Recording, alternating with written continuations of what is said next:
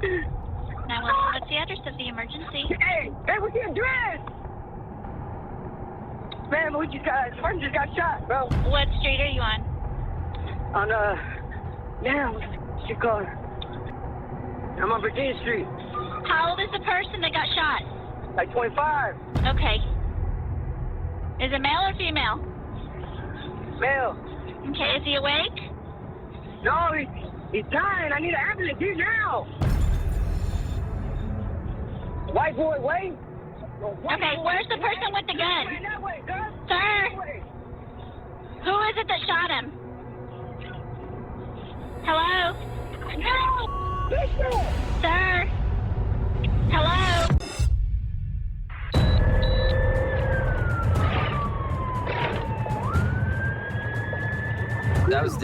On m'a signalé une victime par arme à feu dans West Virginia Street.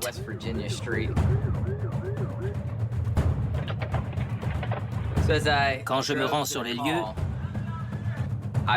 l'adrénaline monte un peu, bien sûr. Parce que si on met la sirène et les gyrophares, ce n'est pas pour une querelle de voisinage. On sait que ça va être grave. All right. Where's the shooter at? He ran. A white male, black shirt, green bandana. White male, green bandana. Black shirt. Got a black shirt. I send the medics in. It's, what happened, dude? My brother just had pulled up and seen the shooter. The shooter fucking... What's his name? What's the shooter's name? I don't know. I couldn't get a good visual of him. Just keep pressure where you're at, okay? Don't let up. What's your brother's name? Jose Pina. Jose Pina. Yeah. Dès que j'ai ouvert la portière, j'ai su que c'était grave. Il y avait du sang jusque sur le siège passager.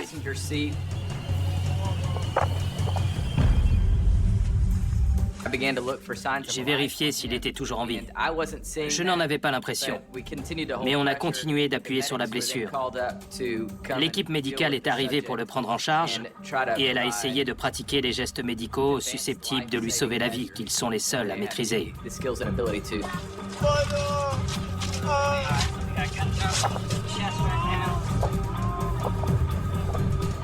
Y'all stand back up. Come on, get off the car, get off the car, get up. There may be a, get off the car. Over here, over here. Hey, give me a, open that blanket right there. Oh, 4x4s, wide top. I fucking told you to get it out. Would there be anybody that you know of that could do that? No, I don't know who the fuck that was, and I don't know what the hell's going on. How old do you look? He was probably about 25 age. On a interrogé le frère de José et il nous a donné la description du suspect. Un homme blanc, de corpulence moyenne, avec des cheveux blonds et courts. Which way did he go? My cousin said he ran that way. Where's the cousin at? My cousin's the one that probably flagged you guys down there. What did he flag me down? He's the one that was out here with him when that happened. Le frère de José a dit que son cousin était là au moment des faits, mais qu'il était parti. Et ça, c'est préoccupant pour nous, parce qu'on ne sait pas s'il est témoin au suspect ou s'il s'est lancé à la poursuite du suspect. On s'est ensuite rendu à l'hôpital, où les médecins nous ont informé que José Pina avait succombé à ses blessures. Il ne s'agissait donc plus d'un vol avec violence, mais d'un homicide.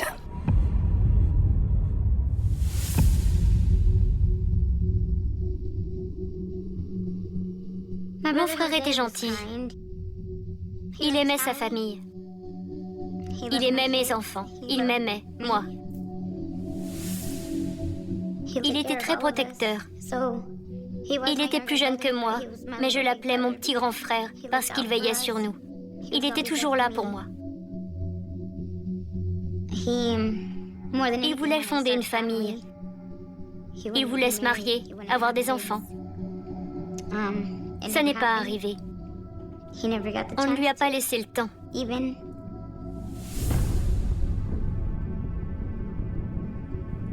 Il aurait eu 24 ans, une semaine après sa mort. Quand on m'a annoncé que mon frère José était décédé, je ne saurais même pas décrire ce que j'ai ressenti parce que j'ai eu l'impression que je ne pouvais plus respirer. Je n'avais jamais pleuré en public comme ça.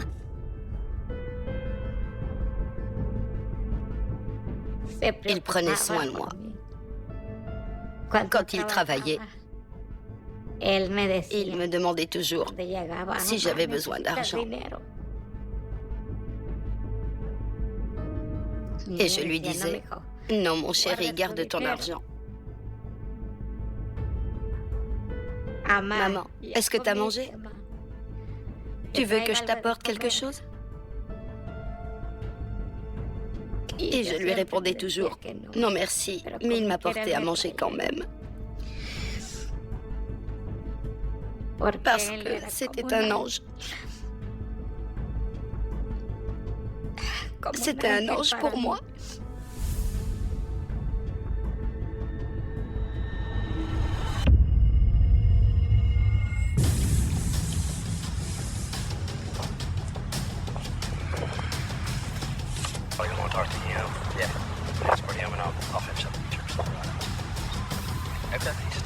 Well, Elmore was with him. I think he's asking Stacy about him, trying to see if he can wash some of this blood off that's all over him, or his brother's blood. I know who it is. Yeah, I'm clear. I don't see any reason why. It's just verifying. Yeah, I don't see any reason. Okay.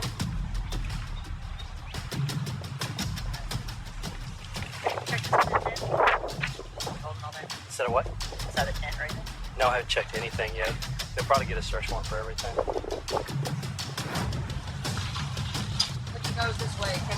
Hey, Stacy. It's the brother's blood. I mean, any reason to keep him? Jones has got photos of him already. Hey, brother. Hey, brother. Go get cleaned up. Get you a jacket, okay?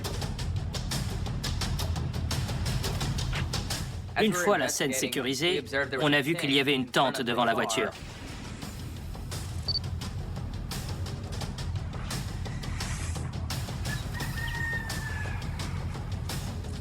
On a cherché des indices.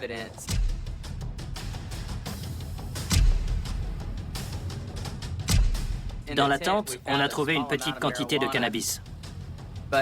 Mais ce n'était pas ça qui nous intéressait. I agree. I'm thinking, well, nah, it's sternum, and he said there's a bullet hole in the window, so. This one? Yeah. It's down there. So. Because I asked him if he knocked it out or what. D'après les témoins, sur place, il n'y avait eu qu'un seul coup de feu. On a donc commencé à chercher la douille autour de la voiture. J'ai retrouvé la douille dans l'herbe. C'était une douille argentée et elle se trouvait à 3 mètres environ, devant la voiture. Maintenant que la scène de crime est sécurisée et qu'on a retrouvé la douille, il faut essayer de savoir dans quelle direction le tireur s'est enfui. On a cherché un peu tout autour pour essayer de voir quelle était la direction la plus probable qu'il aurait pu prendre à pied pour quitter les lieux le plus vite possible. Il avait le choix entre plusieurs directions, mais il avait dû choisir le moyen le plus rapide pour fuir le lieu du crime.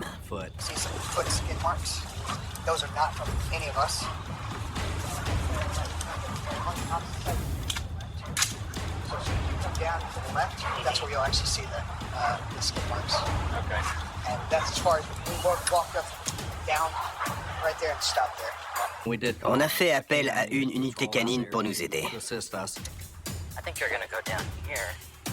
This, I try to think, what would I do? It's going back in the direction of Stan if you go back this way. You're gonna hit this open area. Is there a trail? Yeah, there's a trail. To the right.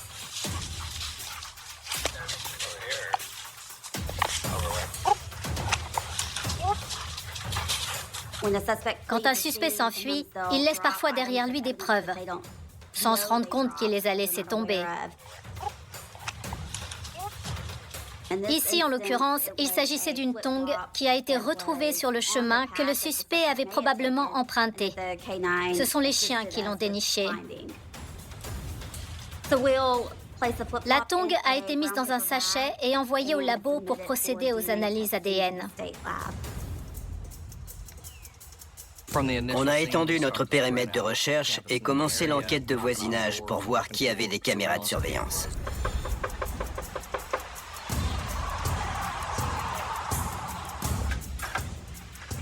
Hello, how are you? I'm good. Hey, I'm Detective Miller with Bryan Police.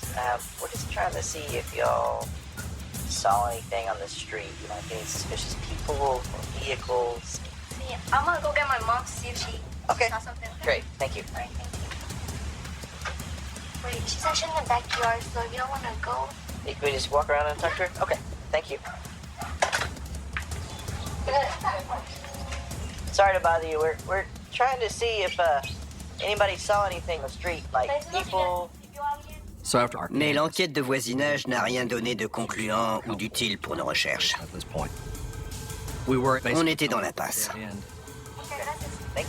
Dans ce genre d'enquête, il faut aller vite. Le temps presse. Le cousin est toujours introuvable. On ne sait pas de quoi il est capable. Le temps joue contre nous. Il faut avancer.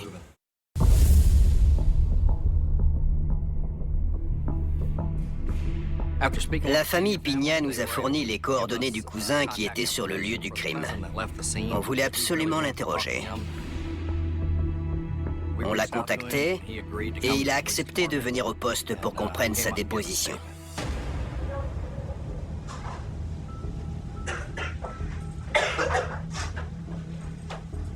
Okay, I appreciate you coming in. I'm Detective Davis. This is my partner, Detective Miller.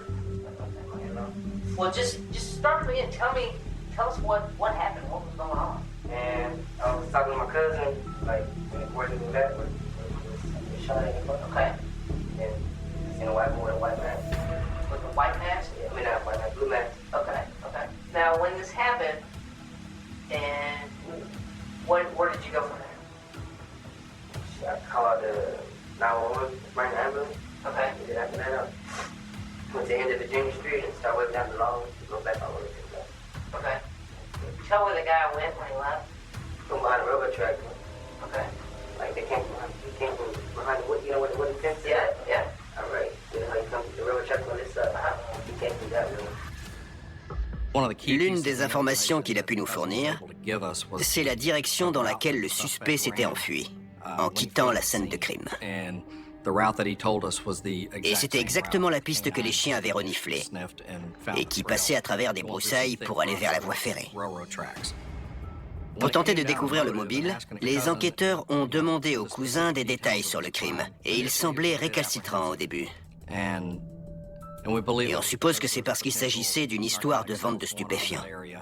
Mais une fois qu'on lui a assuré qu'il ne s'agissait pas d'une enquête sur un trafic de drogue, mais qu'on voulait retrouver le meurtrier, il s'est montré plus coopératif et nous a donné d'autres informations utiles.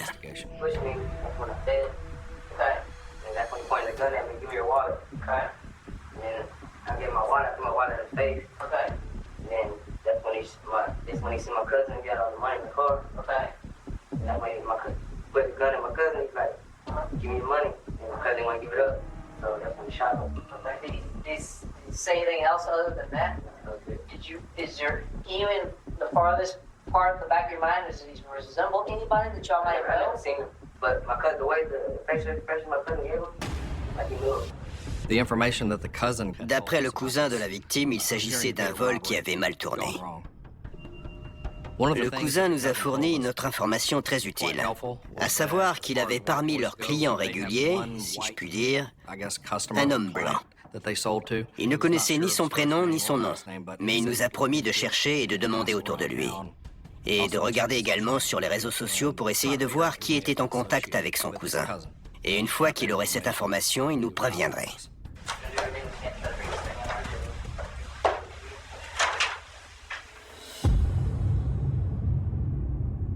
So while the victim's cousin is Pendant que le cousin de la victime essayait de retrouver les coordonnées ou le nom du suspect qui faisait partie de ses clients, on a interrogé la famille de José Piña pour voir si elle avait des informations qui pourraient nous être utiles.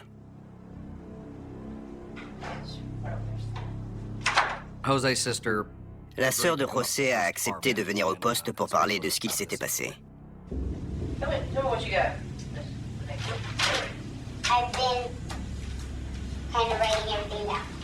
Every time I hear something, I write it down. When it's inconsistent, I write it down. Elle ne vivait pas là où avait eu lieu le meurtre. Mais elle nous a dit qu'elle avait pris beaucoup de notes pour essayer de détailler tout ce qui pouvait se rapporter à la mort de son frère et de retrouver tous les contacts qu'il avait pu avoir. Elle avait glané des informations sur les réseaux sociaux. Quand on va pêcher des infos sur les réseaux sociaux, il ne faut jamais les prendre pour argent comptant. On ne sait jamais ce qui est réel ou ce qui relève de la rumeur, mais il faut toujours vérifier. No, that's I understand that. There's always going to be questions. You know, if you don't know, you weren't there, so you can't. People are telling you stuff, and some stories change a little bit from one person's view to another, and even people that were there, stories change. So I get that. L'un des noms qu'elle nous a donné était celui d'un client de José, Johnny. Et elle avait trouvé ce nom en allant fouiner sur les réseaux sociaux. Right now, we don't know who the shooter is at this second. The description that they're giving us is similar to him, this Johnny guy. And he's kind of messy-headed, kind of a rough guy. It was just girls my brother was talking to. Okay, but they're sending this guy Facebook messages. Hey, you're a this and a that. You're gonna get. Well, because my brother probably said, something to those girls, and those girls they have their mindset. I mean, I know, but I mean, it's that kind of stuff that stirs people up, and then next thing you know, somebody's saying it's supposed to be true when it's not. And then you get the wrong knucklehead who's about half twisted, and he goes, sees him and shoots him, something crazy like that. I'm just trying to make that go away. Yeah, En partant du prénom Johnny, que la sœur de José nous a donné, on a essayé de recouper avec nos fichiers et nos bases de données. Et on a trouvé un individu qui correspondait au profil. On a retrouvé son adresse et il se trouve qu'il habitait à 6 km à peine de la scène de crime.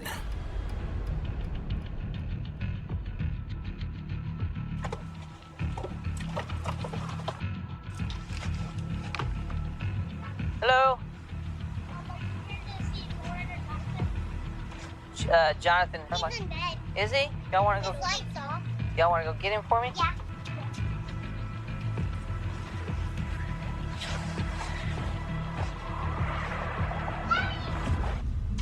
Hello.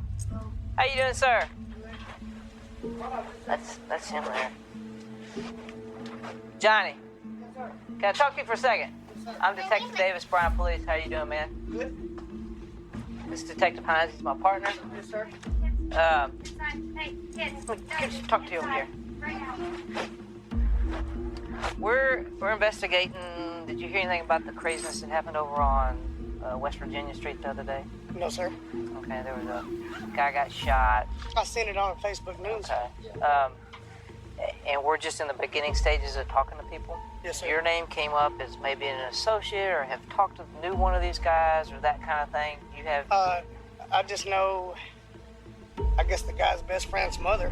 Johnny est sorti sur le pas de la porte et on lui a parlé. Il correspondait à une partie de la description. Il était blanc, blond, avec des cheveux courts. Mais il était beaucoup plus corpulent que le suspect qu'on recherchait. Donc, à moins qu'il ait pris 30 kilos dans la nuit, on savait que ce n'était pas notre homme. And standing here looking at you, I don't think you're who we're looking for. No. Whenever it was, I do have an alibi. Okay, well, what? I haven't left here. Okay. Is this who's your alibi then? My best friend, sister. Après cette entrevue avec Johnny, on était un peu découragés parce qu'on était toujours dans l'impasse.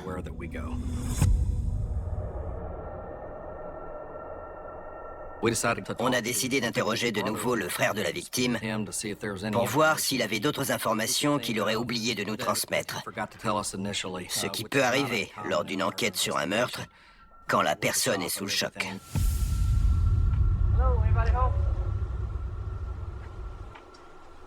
Yeah, I just want to touch base with you again. Of course, we've been running around talking to everybody and anybody who'll listen to it. But yeah, we're still running down any white boys. Yesterday when you let me go, right? Uh-huh. I went to go see who I could talk to, maybe seen something. Right. They seen the white male that left here get into a small Geo Metro white car across the tracks. Okay, that's big news.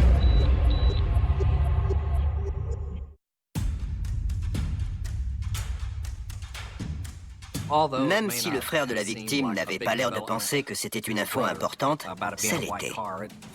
Si on retrouvait cette voiture, on retrouverait le meurtrier.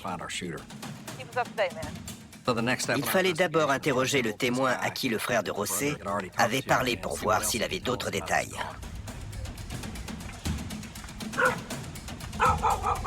Hey, buddy. You live here? Can I speak to you?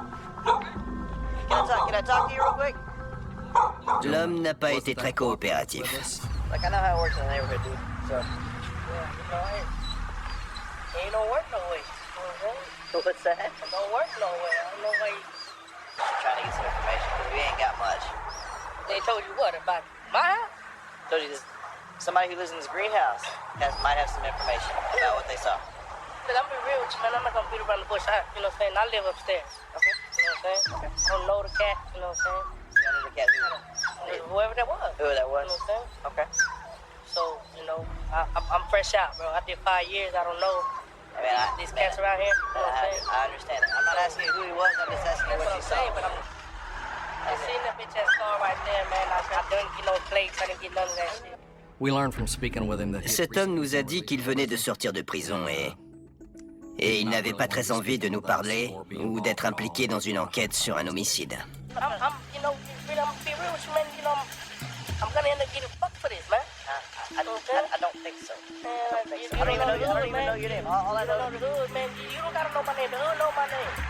Cet homme n'a fait que confirmer ce que le frère de la victime nous avait dit. Ce n'était pas l'information qu'on espérait et qui nous aurait permis de retrouver la voiture blanche ou le suspect.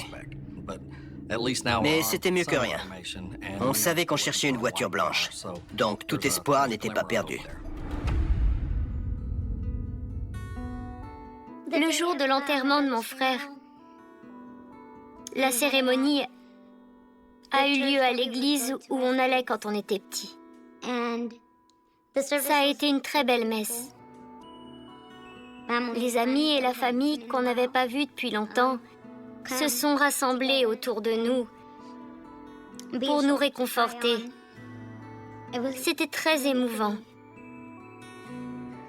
C'était triste, mais en même temps, ça faisait chaud au cœur de voir tous ces gens réunis pour nous aider à traverser cette épreuve et ne pas la traverser tout seul. Pour son enterrement, beaucoup de ses amis sont venus m'aider. Et le jour de la cérémonie aussi, il y avait beaucoup de monde. Et au moment de la mise en terre, là aussi, il y avait beaucoup de monde, énormément de monde. Je n'aime pas trop me remémorer cette journée, parce que c'est triste. Beaucoup de gens m'ont aidé pour l'enterrement de mon fils.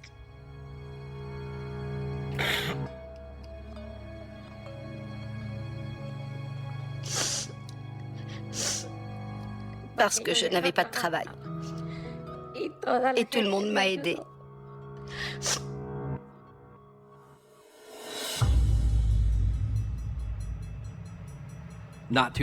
Peu de temps après, on a reçu un appel. Quelqu'un avait des informations pour nous. Un charpentier qui vivait dans le quartier où ça s'était passé. Alors, on est allé le voir. Hey, how you doing? Did you make a call to us? Yeah, I called earlier. Right. I seen you walking down the neighborhood yesterday. Okay, cool. Okay. I saw a white car pull up. I didn't see it pull up, but the white car was right there next to that car. Was it like sitting there empty or? It was sitting there empty. I seen a car, paying attention to it, got caught watching the movie, heard a pop, heard one gunshot. Okay. We heard a shot, and we think nothing of it. This happened like 2:45-ish.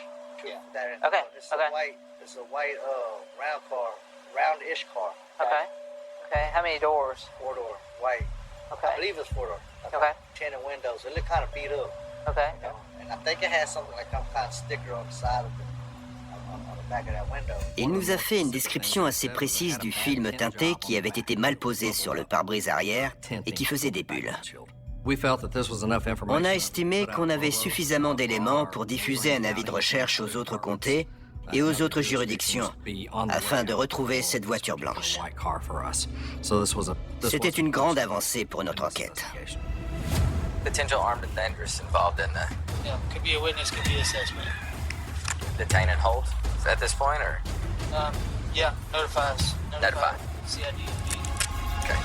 Will you bellow it as an involved vehicle in this incident over here? Possibly armed and dangerous. Detain and notify CID.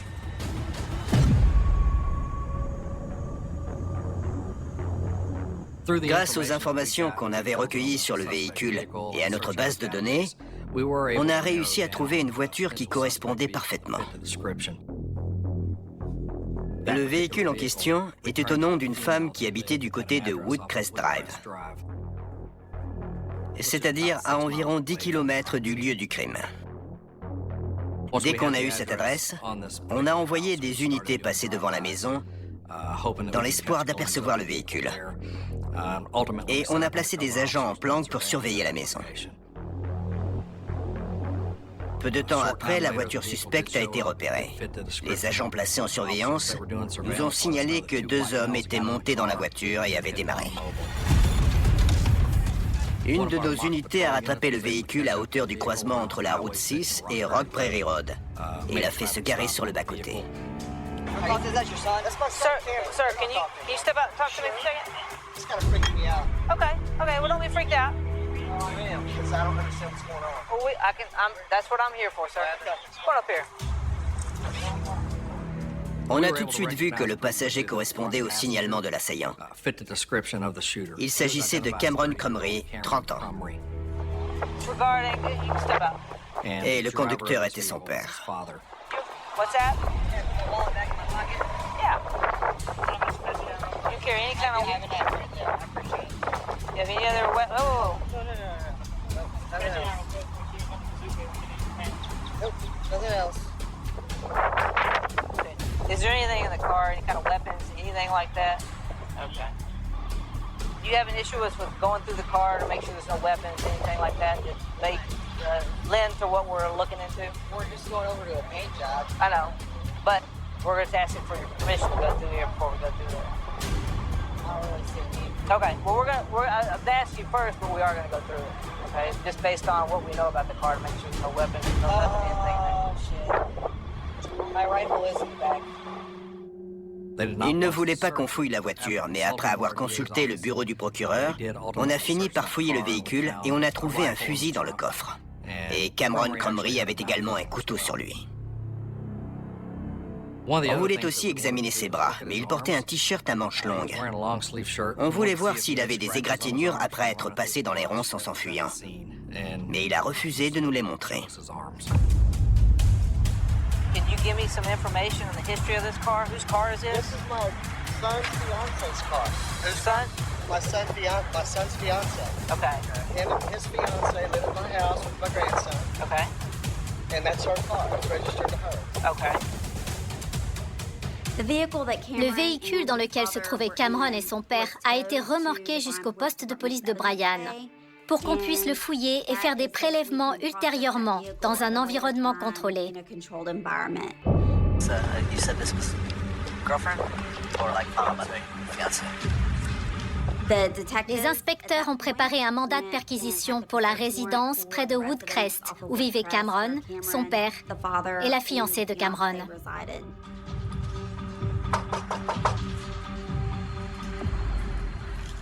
Donc, après avoir fait remorquer le véhicule suspect, on est tous retournés à l'adresse sur Woodcrest avec Cameron et son père.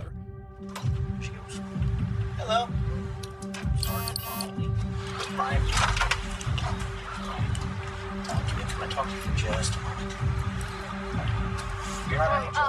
can't let you because this is right now.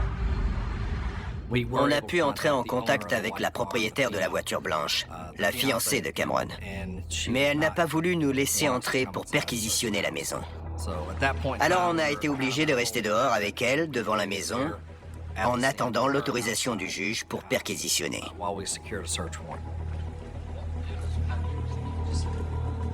Quelques instants plus tard, un juge a signé le mandat de perquisition, donc on a pu entrer dans la résidence pour poursuivre l'enquête. On s'est bien sûr concentré sur la chambre de Cameron. Et on y a trouvé quelques objets intéressants. On a compris assez rapidement que c'était un survivaliste.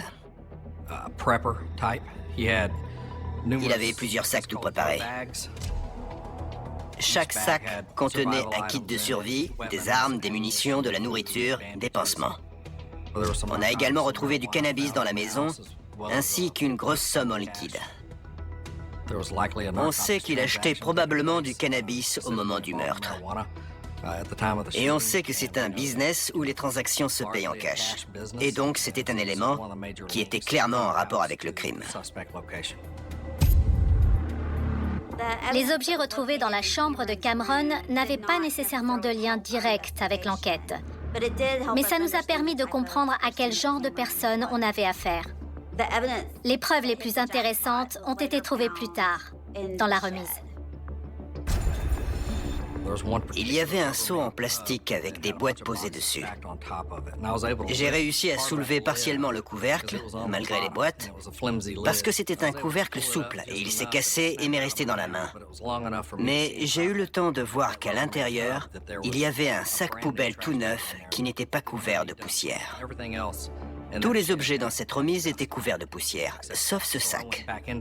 Donc j'ai dégagé le seau, je l'ai ouvert, j'ai sorti le sac poubelle et j'y ai trouvé un pistolet dont le calibre correspondait à celui utilisé dans le meurtre de José. Il était chargé avec des munitions de la même marque et du même calibre que la douille retrouvée sur la scène de crime. Il y avait aussi des vêtements qui correspondaient au signalement. Et notamment la deuxième tongue, qui allait avec celle retrouvée à proximité du lieu du meurtre, dans les buissons près de la voie ferrée. Avec toutes ces preuves reliant Cameron à la scène de crime, on a pu procéder à son arrestation. Go ahead and put your hands behind your back, Kim. Okay. All right, they got a warrant for you, okay? Why? Well, why they have a warrant for you? Yes. For aggravated robbery. For what? Aggravated robbery. Aggravated robbery? Yes, sir. I thought it was homicide.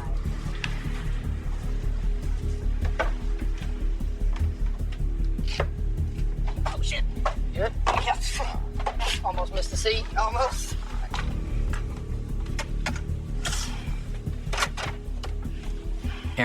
Cameron a été conduit au poste de police pour y être interrogé.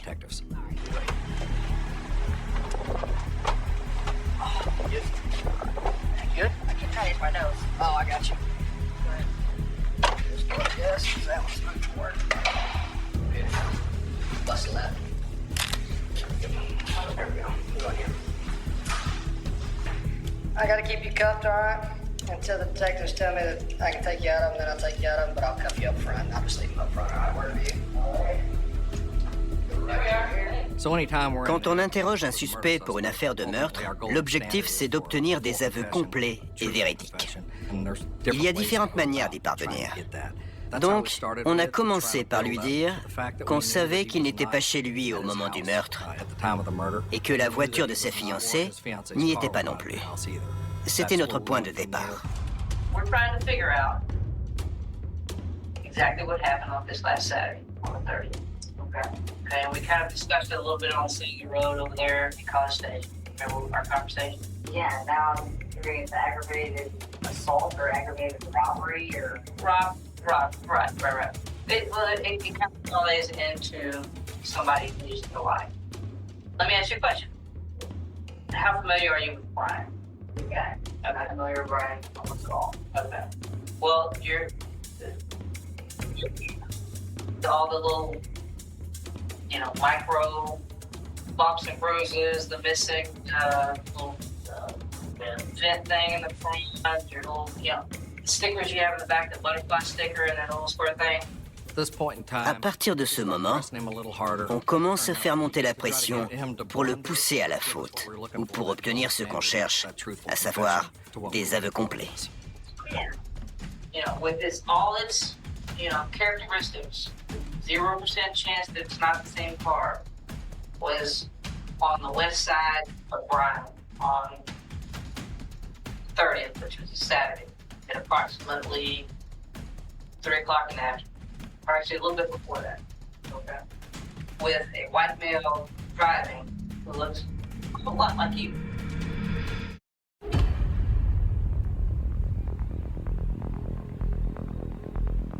Quand on a demandé à Cameron où il se trouvait au moment du meurtre, il a continué à soutenir qu'il était chez lui avec son père et sa fiancée.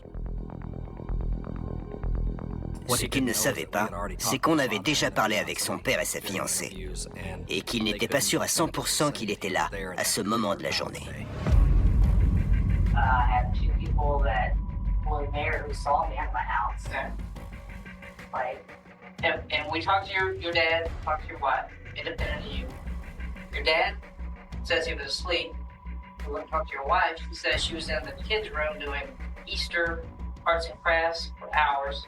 Had no idea whether you were there or you weren't. So neither of them can acknowledge your alibi that you weren't there. I'm certain if you go back and talk to them, they'll say that I was there at round 2. I distinctly remember round 2 is plausible and possible. This happened a little bit later. I don't know what to tell you. I was at my house at 2. I stayed there. I hung out with most of the day. Okay, that was it. That's a provable lie. No, actually, it's not. It's provable true. Well, if we're going to start talking about lies and all that kind of stuff, I didn't need an order. Okay, that's fine. Je crois qu'à ce moment-là, il a compris qu'il était coincé. Il s'est refermé comme une huître, a arrêté de répondre aux questions et a réclamé un avocat. On était vraiment tout près du but, il ne nous manquait plus que des aveux. Mais on n'a pas pu aller au bout de l'interrogatoire. Le juge a délivré un mandat pour prélever l'ADN de Cameron et prendre des photos de son corps.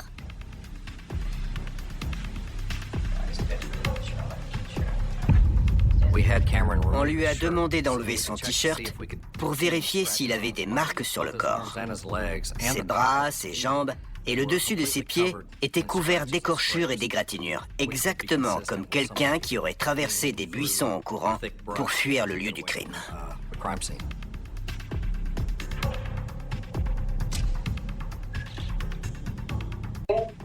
Same thing. Just kind of hold your arms up. Put your hands close together. Face up. Put them over.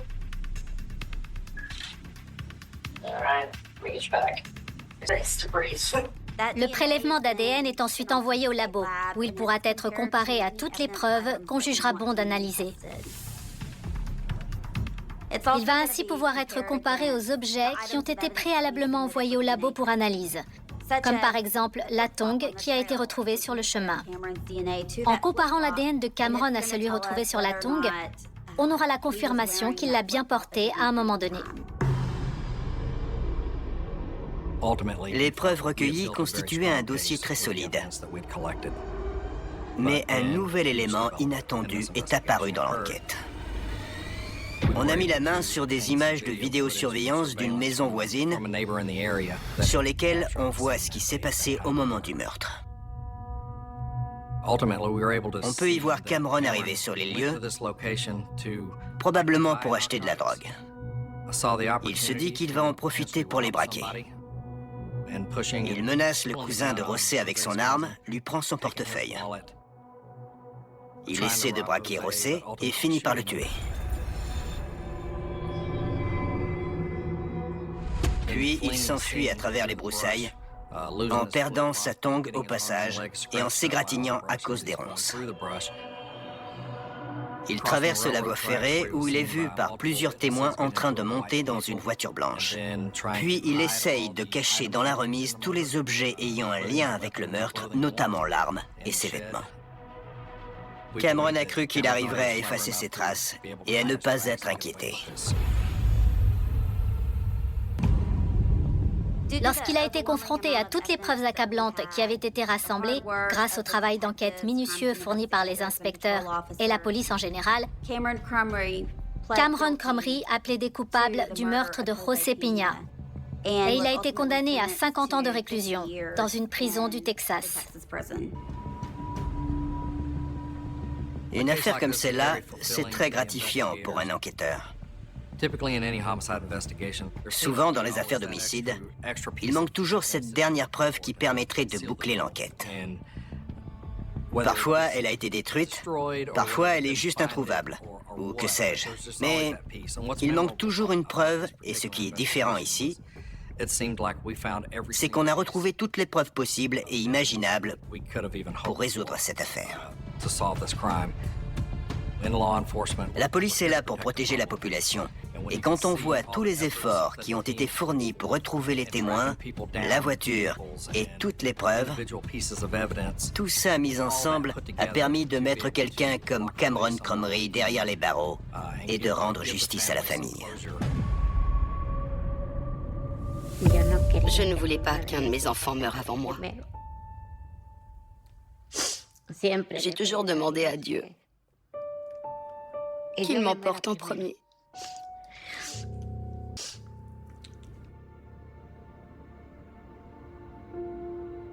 Si j'avais mon frère... Los Angeles, en janvier 1947. Est une ville qui sait mentir avec élégance. Elle a le fait des lobes. Quand la lumière descend sur les palmiers maigres, sur les trottoirs encore mouillés par la rosée, sur les façades pâles des maisons alignées, sur les terrains vagues qui attendent qu'on les transforme en promesses. Vu de loin, tout semble possible ici. Il suffit d'un peu de poudre sur un visage, d'un sourire bien tenu, d'une robe repassée, d'un billet de bus, d'une chance qui tarde qu'on imagine encore capable de surgir au coin d'un boulevard. Los Angeles est une machine à fabriquer de l'espoir pour ceux qui n'en ont presque place. Elle attire les jeunes femmes qui veulent recommencer leur vie. Les hommes revenus de la guerre avec des silences dans le regard. Les rêveuses, les affamées, les menteuses, les artistes et les prédateurs. Dans cette ville où le soleil a l'air de bénir toutes ces cuils touchées, la misère apprend à se maquiller. Les pensions modestes prennent des airs de halte provisoire. Les cafés ouverts tard dans la nuit deviennent des réfugiés pour les ambitions fatiguées. Les rues, elles, garden tout, elles gardent les pas rapides.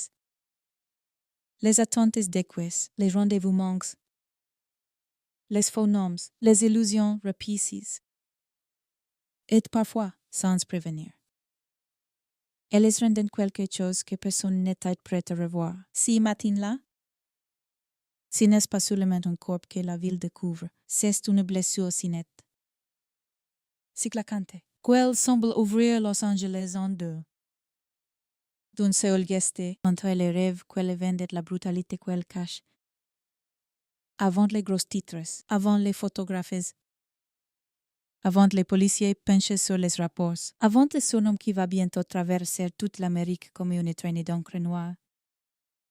Il y a d'abord le silence d'une matinée ordinaire qui basculait, un terrain nu, une lumière froide, un regard qui s'arrête, puis qui revient, parce que l'esprit refuse d'abord ce que les yeux ont compris. Il y a cet instant infime où le réel devient impossible à tenir. On croit mal voir, on relented, on fixe. On cherche une erreur dans ce que l'on a devant soi. Une explication simple. Un angle trompeur, une illusion de place dans une ville qui en produit à la chaîne. Mais certaines visions ne laissent aucune issue, certains signes coupant l'air autour d'elles. Elles forcent le monde à se taire une seconde avant que le vacarme ne commence. Et quand le vacarme commence, il ne s'arrête plus, il enfle. Il se répand d'un poste de police à une salle de rédaction, d'une rédaction à une cuisine familiale, d'une cuisine à un comptoir de bistrot, puis à des milliers d'autres. Ils prennent la forme de rumeurs, de chuchotements, d'articles, de suppositions, d'images mentales que personne n'arrive vraiment à chasser. Ainsi que Los Angeles découvre alors de passe l'horreur d'un meurtre, c'est là quelque chose d'incompréhensible, presque de cérémoniel dans sa cruauté. Comme si quelqu'un avait voulu non seulement tuer, mais laisser derrière lui une scène pensée pour Hunter. Une scène destinée à survivre à sa propre minute, à rester dans les têtes, à contaminer les journaux, à s'incruster dans la mémoire collective. Elizabeth Short a 22 ans, elle n'est pas une vedette. Elle n'est pas une figure installée du grand récit américain. Elle est. À ce moment-là, c'est que cette ville va être passée par designers. Par centaines, par milliers. Une jeune femme encore en mouvement, encore en attente. Avec cette combinaison fragile de charme, de vulnérabilité et d'obstination que les métropoles dévorent si bien. Elle appartient à ces peuples flottant des existences en transit, à ces fils qui avancent sans véritable ancrage. De chambres louées en adresse provisoire, de connaissance en connaissance, de promesses en déception, avec toujours l'idée qu'un meilleur lendemain peut encore apparaître. C'est précisément cela qui rend le choc si profond, parce qu'au fond, Elizabeth pourrait être n'importe quelle jeune femme venue chercher en Californie une seconde naissance. Et pourtant, très vite, elle ne sera plus seulement une jeune femme. Elle deviendra une image, un surnom, une légende noire, une affaire. C'est peut-être l'une des cruautés les plus durables du crime. Il ne se contente pas de voler une vie. Il redessine aussi la personne disparue à travers le regard du public. La victime cesse d'être simplement elle-même. Elle devient un objet d'interprétation. On examine ses photos, ses vêtements, ses habitudes, ses fréquentations, son sourire, ses silences. On lui cherche un rôle posthume. On veut en faire une héroïne tragique, une ambitieuse perdue, une séductrice fatale. Une énigme vivante devenue énigme morte, mais au commencement. Avant que la presse ne la transforme, avant que l'épaisse ne s'approprie son nom. Il y a une vérité plus nuette, plus simple, plus douloureuse aussi. Une jeune femme a été abandonnée à la vue du monde comme si sa mort devait être parlée pour elle. À ses places, plus forte qu'elle, et cette prise de parole monstrueuse. Cette façon de remplacer une existence par un spectacle macabre, c'est elle qui glaçait immédiatement les rues de Los Angeles. Dans les heures qui suivent, la ville paraît respirer autrement.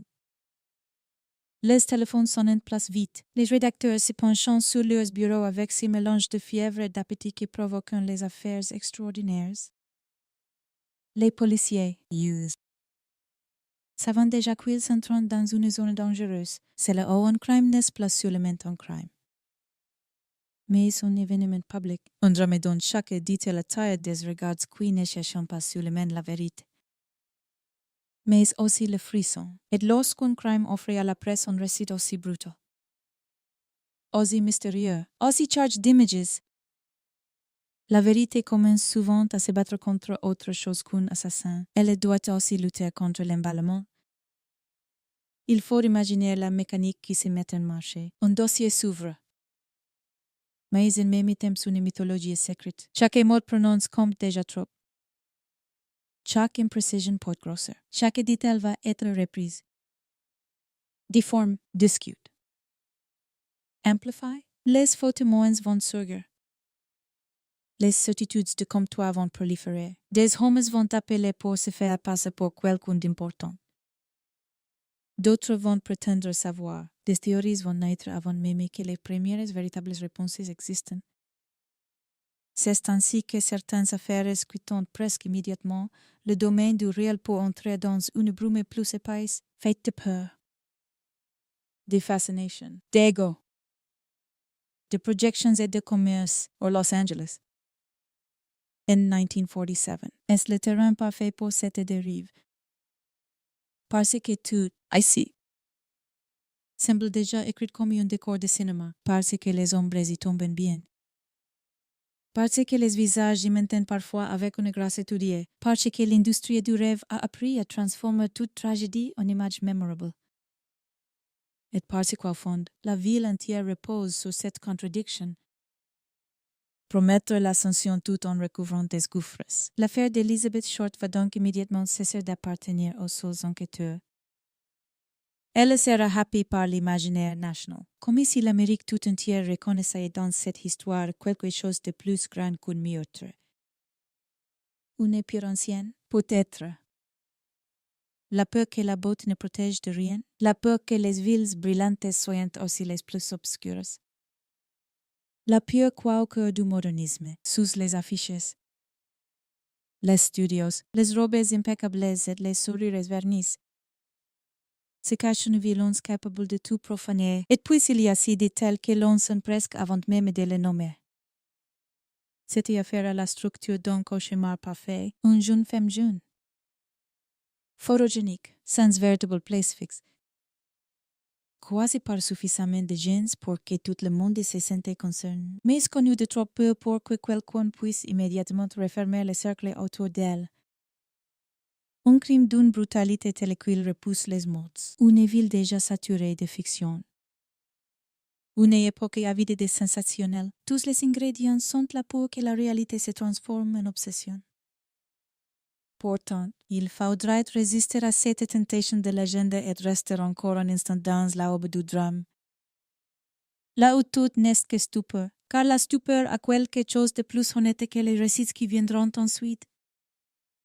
Elle ne prétend pas comprendre. Elle se contente de mesurer l'ampleur du choc. Si choc, il faut le sentir dans le corps. Dans la gorge qui se serre en découvrant les premières nouvelles. Dans les cliquetis des tasses qu'on repose sans boire. Dans les yeux qu'on lève des journaux avec incrédulité. Dans la manière dont les mères regardent leurs filles un peu plus longtemps ces jours-là. Dans le silence qui tombe entre deux phrases, certaines affaires ne se contentent pas d'informer, elles altèrent l'atmosphère. Elles entrent dans les maisons comme un courant d'air glacial. Elles font naître cette impression que quelque chose de sale traverse la ville et qu'aucune façade blanche, aucune chanson de radio, aucune lumière de studio ne saura vraiment l'effacer. C'est ce qui arrive ici, le meurtre d'Elizabeth Short n'est pas sur le même parcours comme une atrocité. Il est ressenti comme une souillure publique, comme si quelqu'un avait forcé Los Angeles à contempler sa propre face cachée. Sans maquillage, sans musique, sans montage, et la ville comprend aussitôt. Même sans se l'avouer, que s'y reflète la lui colle longtemps à la peau. Dans les quartiers modestes comme dans les endroits place élégance, on parlait déjà de la jeune femme retrouvée. On l'a décrite mal, on la fantasme. On la rapproche de quelqu'un qu'on a cru voir un soir dans un restaurant, à une arrêt de bus, dans une réception, dans une rue du centre. Les souvenirs ne sont plus vite que les faits. Des visages se recomposent. Les rumeurs montent. Chacun veut refermer l'inconfort de se vivre par une hypothèse. N'importe laquelle, c'est humain. Un crime aussi violent, surtout lorsqu'il semble pensé pour choquer, déclenche chez les vivants un besoin presque fébrile de sang. On veut savoir qui. On veut savoir pourquoi. On veut croire qu'un détail précis. Une erreur, une habitude. Un geste finira par ordonner le chaos. Mais parfois le chaos résiste. Il ne se laisse pas ranger. Il prolifère. Et plus il prolifère, plus l'affaire gagne en puissance. C'est là que commence la seconde vie du crime. Celle qui se nourrit de l'absence de réponse. Elizabeth Short entrait alors dans une zone terrible. Celle où les morts ne reposent plus parce que le monde ne cesse de parler à leur place. Son nom circulait. Son visage s'imprime. Son histoire s'est fragmentée. On ne sait pas encore tout, et déjà certains croient savoir mieux qu'elle qui elle était.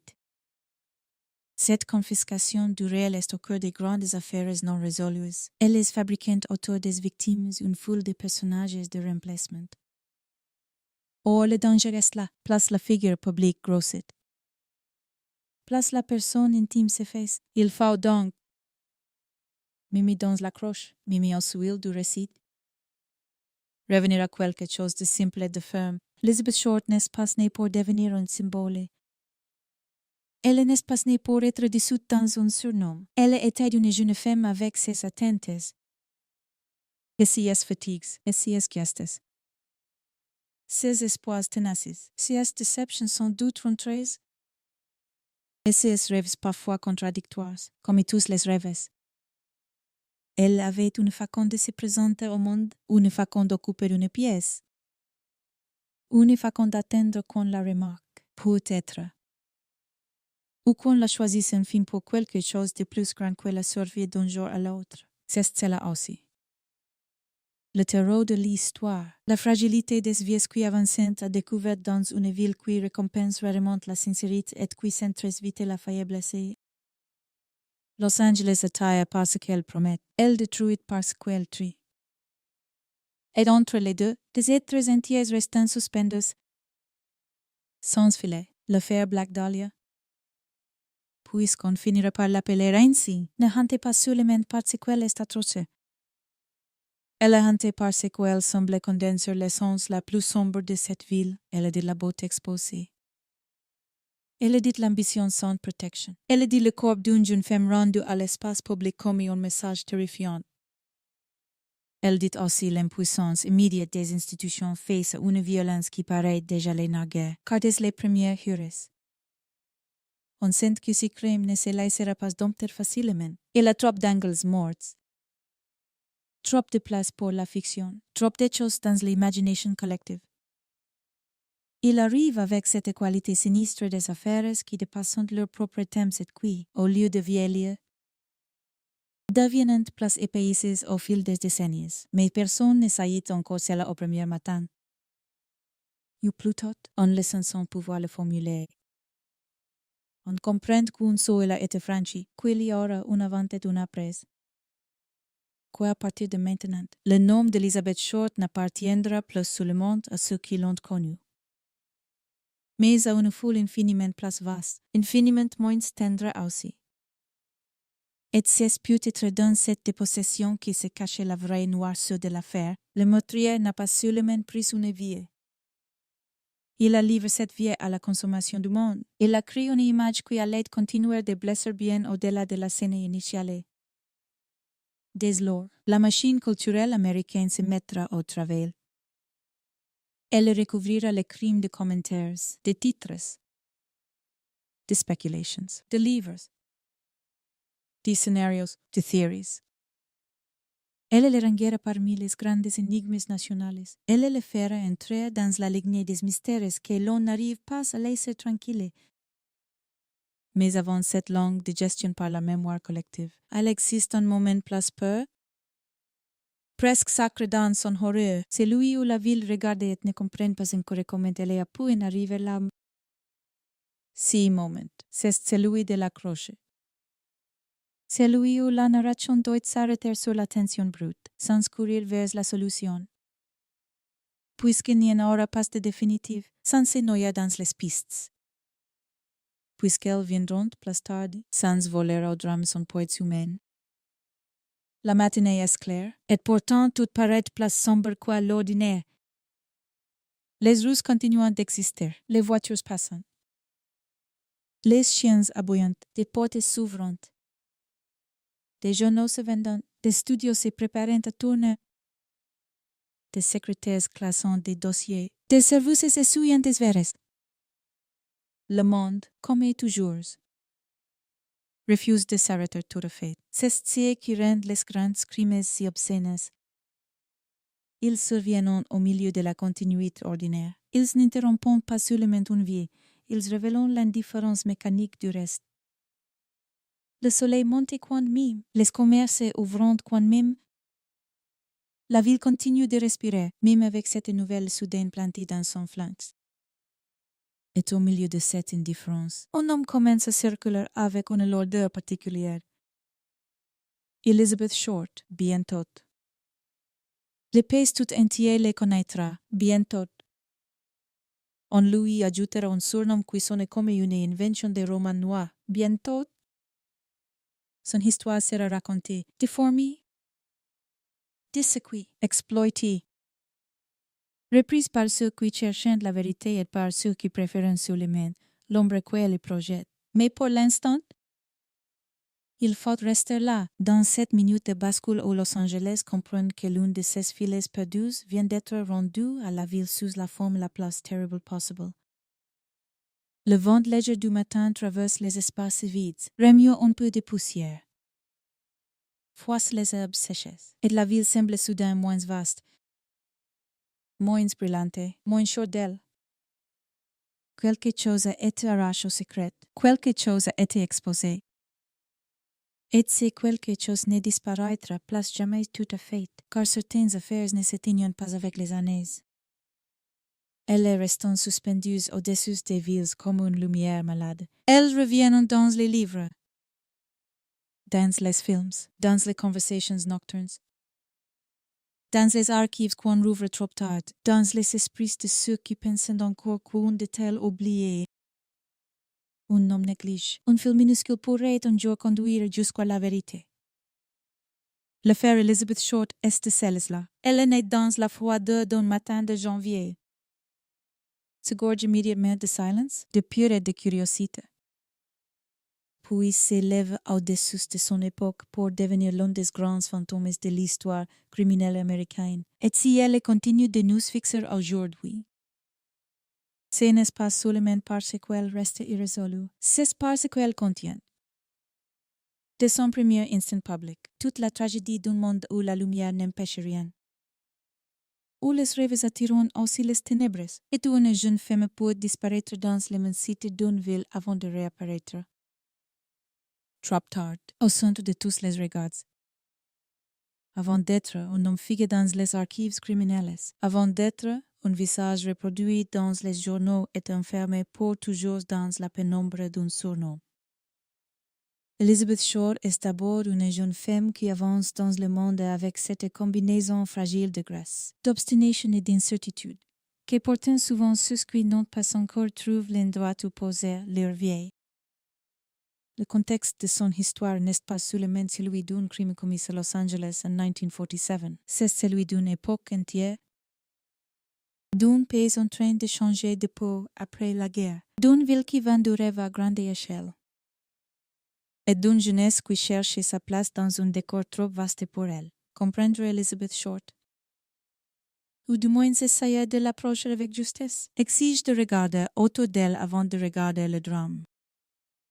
Il faut observer la matière de son époque, la texture sociale de l'Amérique d'après-guerre, le magnétisme particulier de la Californie, la violence silencieuse des espoirs de Cus.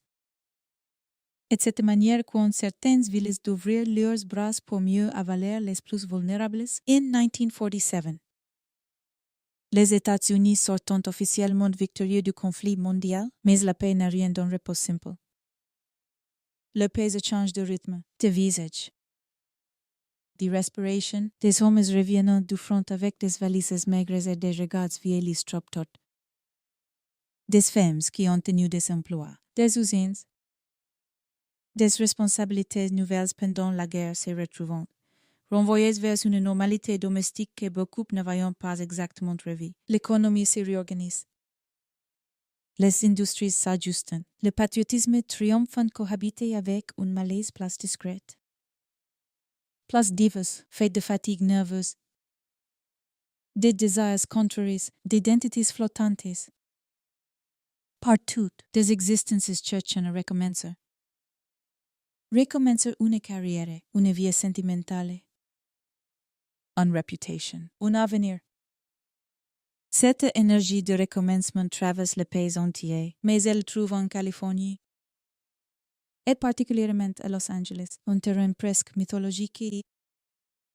Los Angeles, à cette époque, n'est pas seulement une grande ville, c'est une promesse nationale. Elle attire parce qu'elle ressemble à un mensonge agréable. Le climat y paraît plus doux. La lumière plus flatteuse, l'espace plus vaste. L'avenir plus accessible. Hollywood. Memez-vous de loin. Agit comme un aimant sur les imaginaires. Il ne s'agit pas uniquement du cinéma comme industrie, mais du cinéma comme idée.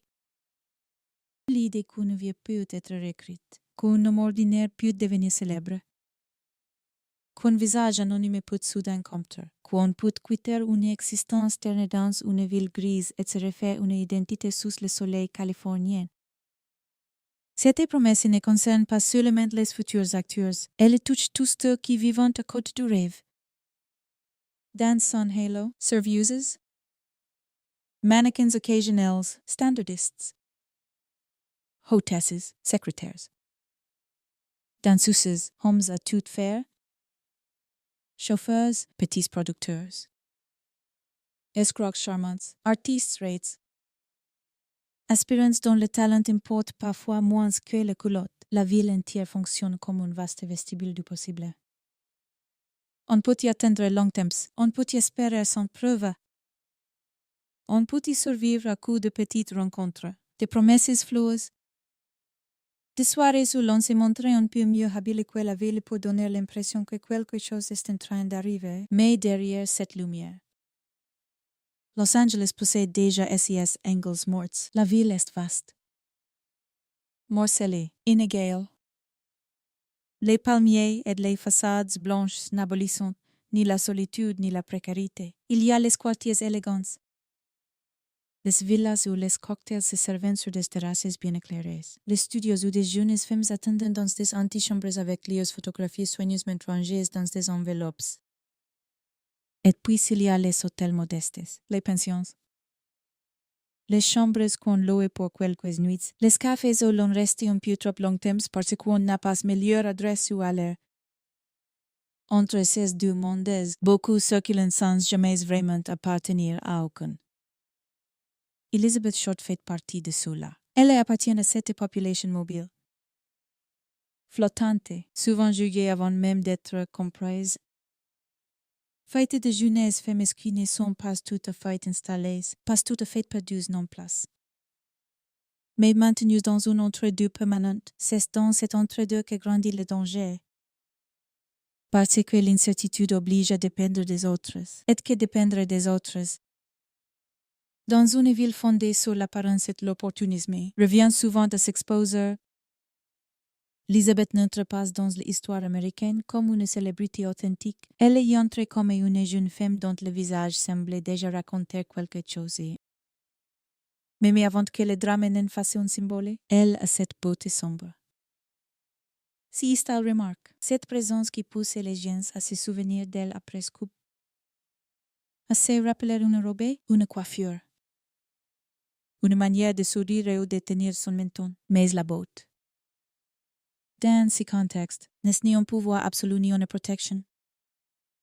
Au contraire, elle agit parfois comme un piège. Elle attire les regards, les projections, les attentes, les fantasmes, tout en donnant l'illusion à ceux qui la portent qu'ils possèdent un capital suffisant pour s'ouvrir des portes, or, dans une ville comme Los Angeles, si capital-là est instable. Il attire autant les occasions que les prédateurs. Il peut faire naître des espoirs disproportionnés. Mais il ne remplace ni l'argent, ni les appuis, ni la sécurité, ni l'appartenance à un milieu capable de protéger les siens. Le contexte personnel d'Elizabeth se situait précisément là, dans cette tension entre l'apparence d'une possible ascension et la réalité beaucoup plus incertaine de son existence. Comme beaucoup de jeunes femmes de son temps, elle avance dans un monde où le charme féminin est à la fois valorisé. Monnaie surveille moralement juge. Une femme peut être admirée pour son allure, recherchée pour sa compagnie, invitée pour son élégance, puis brutalement discréditée dès qu'elle sort de la place qu'on voulait lui assigner. Le regard social sur les femmes seules est particulièrement cruel. Il pardonne pour l'errance. Plus l'ambition mal formulée, plus les trajectoires discontinues. Une jeune femme sans situation stable, changeant d'adresse, vivant des liens fragiles et de ressources limitées, attire vite les commentaires, les suppositions, les récits de seconde main. On lui prête une vie plus romanesque, plus légère. Plus trouble quel ne peut être réellement. On confond aisément vulnérabilité et duplicité. Sociabilité et manipulation, précarité et immoralité. Si climat mental compte énormément, car il influencera ensuite la manière dont Elizabeth sera racontée. Jugi, déformé. Non pas seulement par les journalistes, mais par tout un imaginaire collectif prêt à punir symboliquement les femmes qui semblent vivre hors des cadres rassurants. Pourtant, avant d'être prise dans cette machine, elle est surtout une jeune femme inquiète de quelque chose, peut-être de reconnaissance, peut-être d'amour, peut-être simplement d'une version d'elle-même qui tient enfin debout.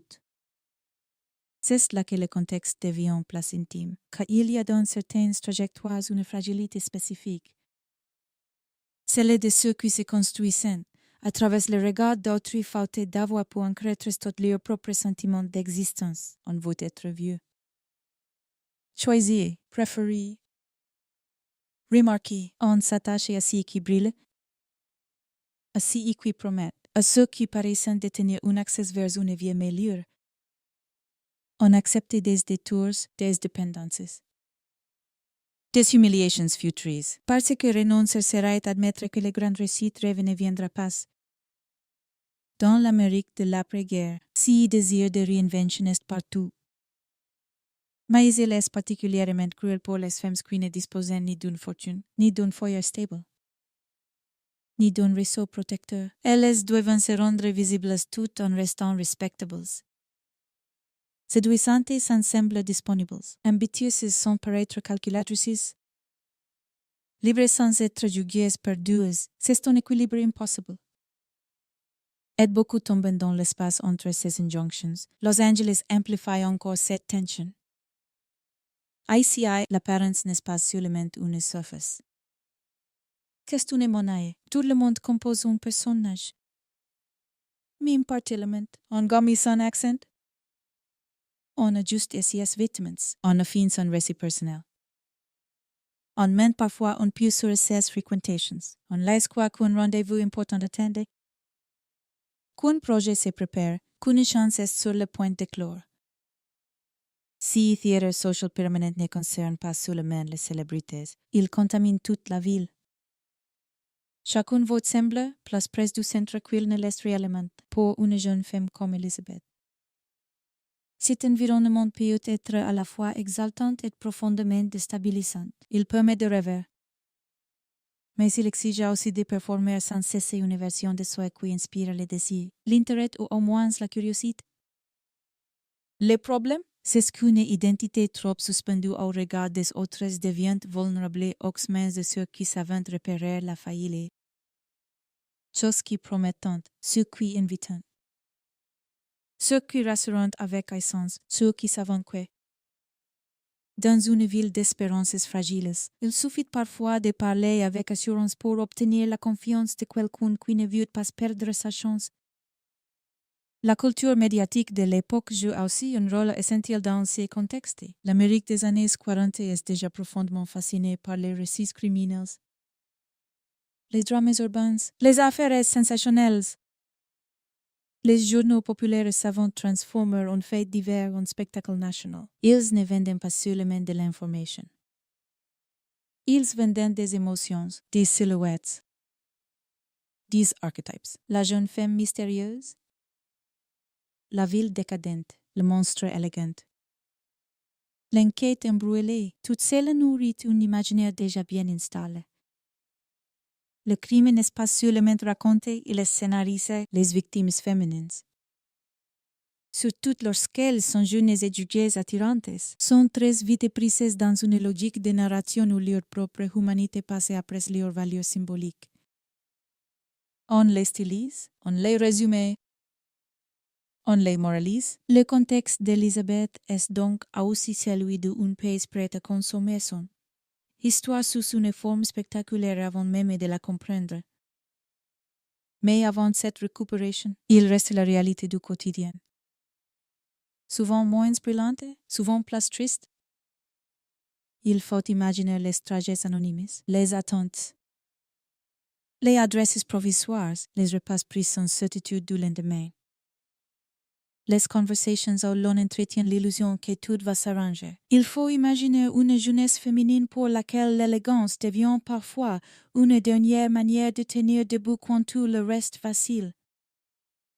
Une robe bien portée peut masquer l'absence de stabilité. Un sourire peut éviter les questions.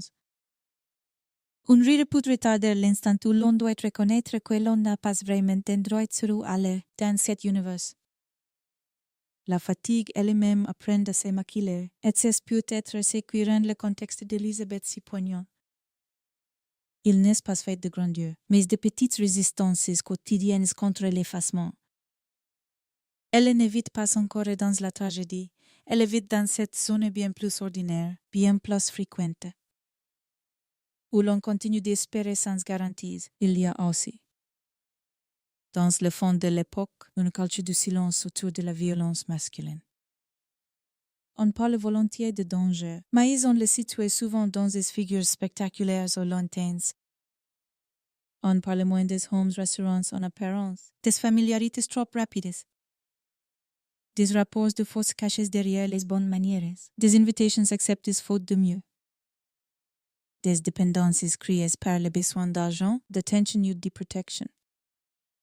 Les femmes apprenant à naviguer dans ces paysages avec des intuitions, des prudences, des demi-mensonges. Elles descendent parfois ou elles vont. Parfois non, elles évaluent les regards, les promesses, les tonalités de voix. Mais aucune prudence ne protège entièrement dans un monde où tant de choses reposent sur la capacité à faire confiance à quelqu'un au moins temporairement. Le contexte du drame futur est donc déjà là. Non pas sous la forme d'un danger visible, mais sous celle d'un tissu social où les plus fragiles avancent au milieu d'asymétries qu'elles ne peuvent pas toujours nommer. La célébrité future du crime a tendance à écraser toutes celles sous le poids du mythe portant. C'est ici que se joue l'essentiel, dans la banalité précaire d'une vie encore ouverte. Encore inachevée, traversée par les contradictions de son temps. Elizabeth Short appartient à une génération qui a grandi entre crise, guerre et promesses de renouveau. Elle évolue dans un monde qui magnifie la beauté féminine tout en abandonnant facilement les femmes qui n'ont pas les moyens de la convertir en sécurité réelle. Elle se déplace dans une ville qui prétend accueillir les ambitieux mais qui se nourrit aussi de ceux qui écouent à bord du rêve. Elle vit dans une société où les journaux peuvent fabriquer une icône tragique en quelques jours, mais où la compréhension sincère d'une personne ordinaire demande infiniment plus de patience. C'est cela, le vrai contexte de l'affaire. Une convergence entre une époque nerveuse, une ville prédatrice, une culture fascinée par ses propres ténèbres et une jeune femme dont la vulnérabilité n'a rien d'abstrait. Elle n'est pas seulement exposée parce qu'elle est saoulée. Elle est parce qu'elle vit dans un monde où l'on sait très bien reconnaître ceux qui ont besoin de croire encore à quelque chose, dans les jours qui précèdent sa disparition définitive. Los Angeles continue pourtant d'exister comme si de rien n'était, les voitures roulant sur les boulevards larges. Les cafés servant des petits déjeuners aux habitués, les secrétaires arrivent dans les bureaux. Les studios organisent leurs tournages, les vitrines reflétant le soleil d'hiver. La ville n'annonce rien, comme souvent. Le drame se prépare dans un décor qui n'a pas la moindre intention de prévenir, et c'est peut-être cette indifference du cadre qui rend tout plus cruel. Rien, dans la lumière de Californie, ne semble capable de contenir la noirceur à venir. Rien ne signale qu'une jeune femme déjà fragile dans sa position sociale va bientôt être arrachée à toute possibilité de recommencement. Le contexte, alors, n'est pas seulement ce qui entoure l'affaire, c'est ce qui l'a rendu pensable. Une société de l'apparence, une ville du transit, une culture du sensationnel. Une époque qui célèbre la victoire tout en dissimulant ses blessures est au centre. Une femme jeune encore en train de chercher sa place, cette combinaison n'explique pas le crime. Rien ne saurait l'expliquer entièrement, mais elle explique pourquoi l'affaire a pris une telle forme. pourquoi elle est immédiatement absorbée dans des projections, et pourquoi elle continue de hanter les mémoires. Parce qu'elle ne parlait pas seulement d'une victime et d'un assassin. Elle parlait aussi d'un monde où certaines vies restent insuffisamment protégées tant qu'elles n'ont pas été transformées en tragédies publiques. En revenant à ce contexte, on retire un instant Elizabeth Short des griefs du midi pour la replacer dans la matière vivante de son époque. On la voit moins comme une légende noire déjà faite que comme une jeune femme parmi d'autres, dans une Amérique nerveuse et brillante.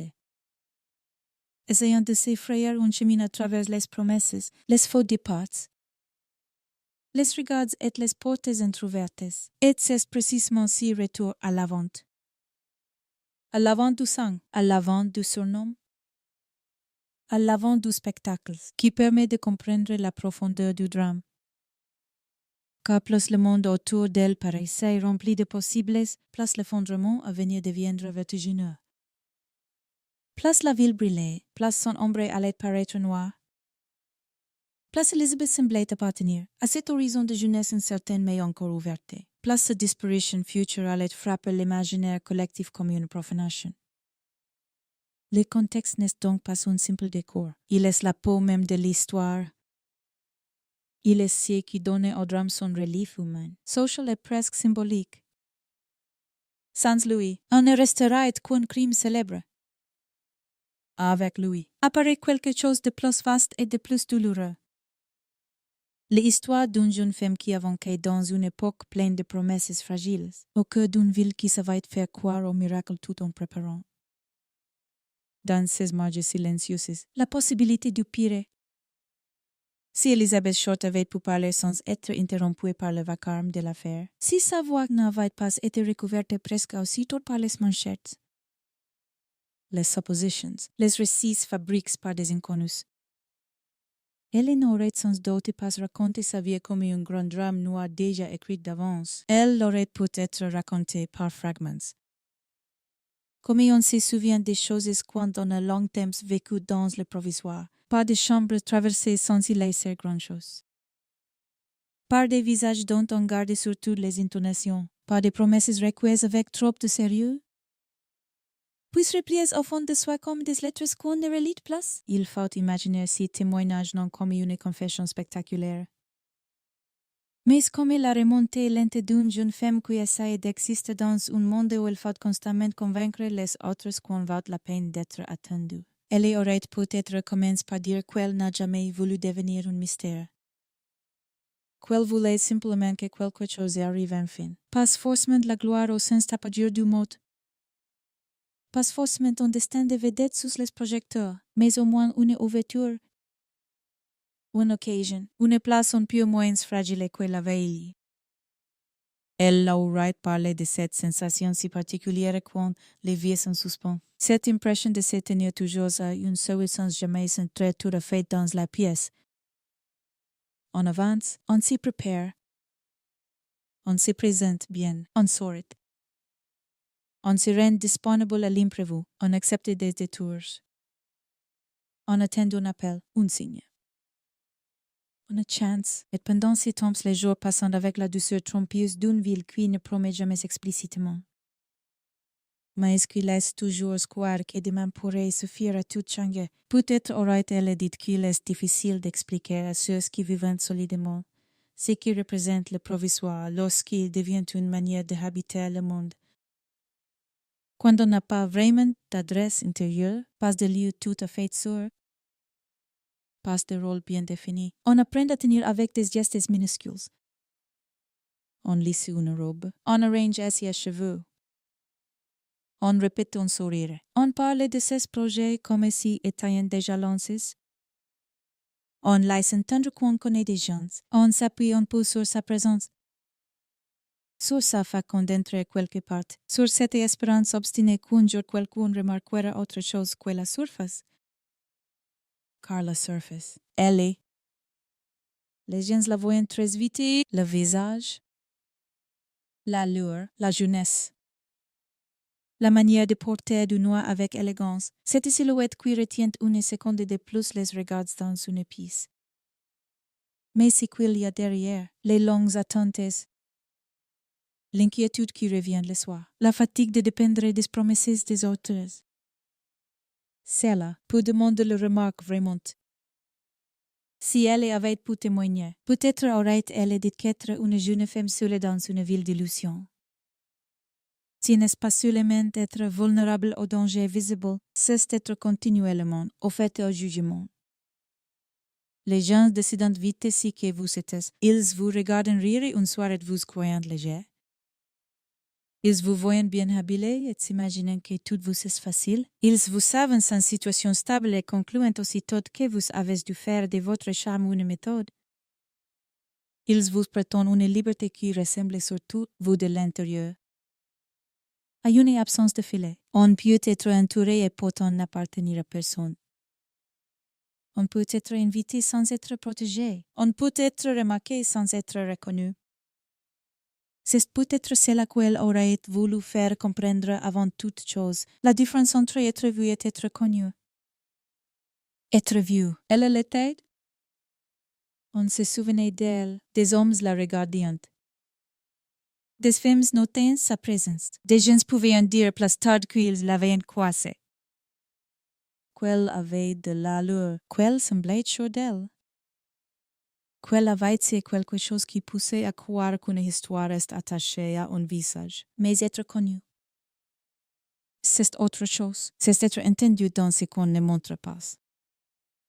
Dans les moments de doute, dans les matins où l'on se réveille avec cette petite honte sans nom de ne pas savoir exactement comment on va continuer. Dans le besoin presque physique d'être pris au sérieux, une fois, vraiment, non pour son visage, mais pour ce qu'on porte en soi de ténacité, de peur, des désirs de vivre autrement. Peut-être aurait-elle parlé de l'enfance. Non pas longuement, mais comme on parlait d'un climat qui continue de coller à la paix même lorsqu'on change de ville. Il y a des fragilités anciennes qu'on n'abandonne jamais complètement. Le besoin d'être choisi, de sentir qu'on compte, qu'on n'est pas seulement toléré de passage dans la vie des autres. Certaines jeunes femmes avancent avec une assurance qui semblait naturelle. D'autres apprennent très tôt à guetter les signes d'acceptation. Les preuves qu'elles ne dérangent pas, qu'elles ont encore leur place dans la scène. Une parole aimable peut les réchauffer pour des jours entiers. Une indifférence peut les faire douter d'elles jusqu'au fond. Si Elizabeth avait parlé, elle aurait peut-être admis sans emphase qu'elle souvent espère davantage des gains qu'ils n'étaient capables de donner. Qu'elle a pu croire à des hommes qui savaient parler avec cette assurance tranquille des êtres qui n'ont jamais connu la précarité des sentiments. Qu'elle a pu confondre l'attention avec la loyauté. La séduction avec la bonté, la promesse avec l'engagement réel. Non par naïveté pure, mais parce que lorsqu'on vit au bord d'un avenir incertain, on s'accroche parfois à la moindre figure qui semble ouvrir une porte. Il y a dans la vie des femmes comme elle une grande fatigue de calculer sans cesser le danger. Faut-il accepter si trajet, si diner, si rendez-vous, cette aide, cette invitation, cette place offerte pour la nuit. Cette conversation qui pourrait ne mener à rien, ou au contraire à quelque chose. Chaque choix paraît petit au moment où on le fait. C'est seulement plus tard qu'il prend sa forme définitive. Peut-être aurait-elle dit qu'elle ne se croyait pas imprudente, qu'elle se croyait adaptable, résistante, capable de se débrouiller. Les villes comme Los Angeles apprennent cela à ceux qu'elles n'adoptent jamais tout à fait, savoir composer. Improviser, garder le menton haut même lorsqu'on n'est sûr de rien. On développe une art de la continuité, on évite de laisser voir à quel point on dépend du prochain jour. On parle comme si tout allait bien parce que reconnaître l'instabilité, si serait lui donner trop de poids. Et puis il y a ses rêves. Toujours. Pas forcément un rêve précis, mais un halo de possibilités autour de soi.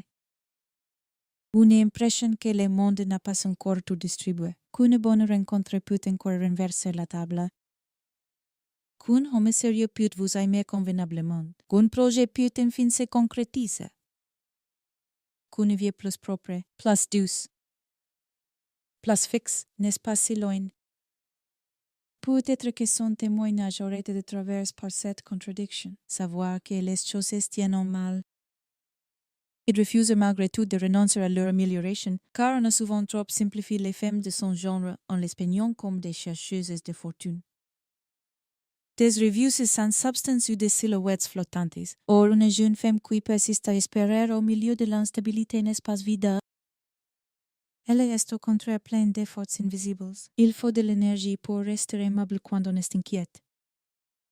Il faut de la volonté pour continuer à croire à la suite lorsque les portes se ferment, les unes après les autres sans même la politesse d'un bruit. Il faut du courage. Mi maladroite. Pour recommencer chaque matin à se présenter au monde comme quelqu'un à qui il peut encore arriver quelque chose de beau. Si elle avait pu déposer sa parole quelque part, loin des policiers, loin des journalistes, loin des hommes attirés par l'odeur du scandale, peut-être aurait-elle raconté la solitude, la vraie. Pas celle qu'on exhibe, mais celle qui s'installe même au milieu des conversations. La solitude d'être avec des gens sans savoir lesquels resteraient si Léon s'essayait d'être agréable à regarder. La solitude des amitiés de circonstances. Des rencontres prises dans la vitesse de la ville. Des visages croisés sous des lumières artificielles. Des confidences esquissées puis perdues. La solitude d'une femme à qui l'on parle souvent sans l'écouter entièrement. Les hommes veulent parfois le reflet qu'ils voient dans les yeux d'une jolie fille plus qu'ils ne veulent la fille elle-même. Ils veulent l'admiration, la légèreté, la possibilité, l'idée d'une histoire. Ils projettent, ils inventent, ils disent tu es différente.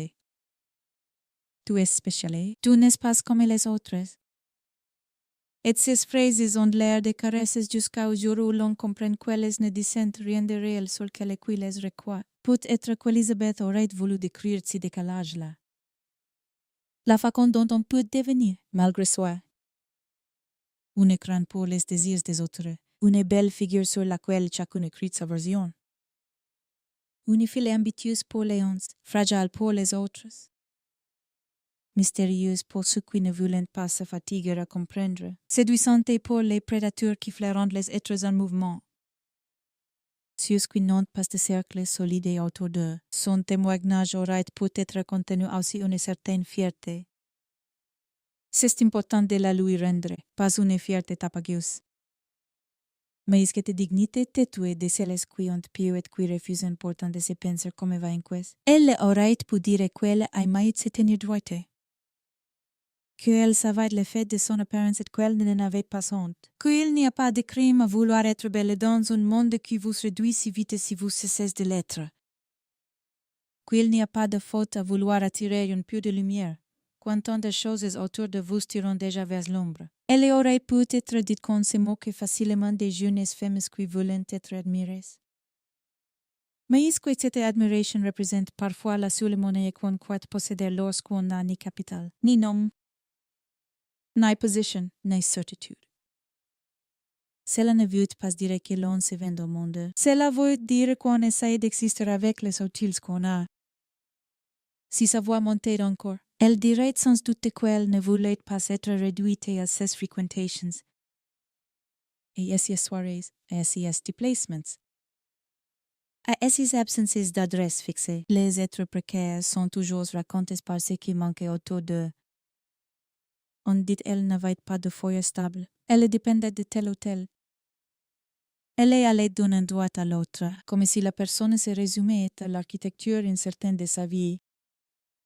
Mais au centre, il y a un monde intérieur, des préférences, des blessures, des élans, des refus, une manière d'aimer, une manière de croire encore. Peut-être qu'elle aurait parlé de son désir d'être traitée avec délicatesse, pas comme un accessoire de soirée, pas comme une belle fille de plus dans le décor californien, pas comme une passagère interchangeable, mais comme quelqu'un qu'on accueille vraiment, quelqu'un pour qui on ouvre une porte au sens profond du mot. Il est possible qu'elle ait connu des instants de joie sincère, de ce qu'on oublie trop facilement lorsqu'un destin tourne mal. un rire franc dans un restaurant, une promenade où la vie semble enfin légère. Une conversation où l'on se sent comprise, où ne jure passer à croire que les choses vont se stabiliser. Les victimes ne vivent pas uniquement dans une antichambre de leur mort, elles vivent tout simplement avec leurs moments pleins et leurs heureuses cruces. Il faut le rappeler contre la tentation du récit criminel qui aspire tout vers l'inévitable. Rien n'est inévitable lorsqu'on est encore vivante. Il y a toujours des bifurcations invisibles, des rendez-vous qu'on aurait pu annuler, des voitures qu'on n'aurait pas dû accepter, des hommes qu'on n'aurait pas dû croire, des nuits qui auraient pu finir autrement si Elizabeth avait pu témoigner. Elle aurait pu être dite qu'elle ne savait pas que le monde se refermait, que l'on n'entre jamais dans sa dernière journée avec une musique funèbre autour de soi. On entre dans la journée comme d'habitude, avec des soucis ordinaires, des envies banales, une fatigue qu'on repoussait, une idée de la suite, même vague. On pense au prochain repas, au prochain déplacement, à la prochaine conversation. Les pires ne se présentent pas comme les pires. Ils se déguisent en continuité. Ils prennent le visage du déjà-vu, du presque familier, du plausible. Et c'est ce qu'elle a qui les rend si insupportables après coup, en fait. Nous, qu'un gouffre approchait. Elle, non.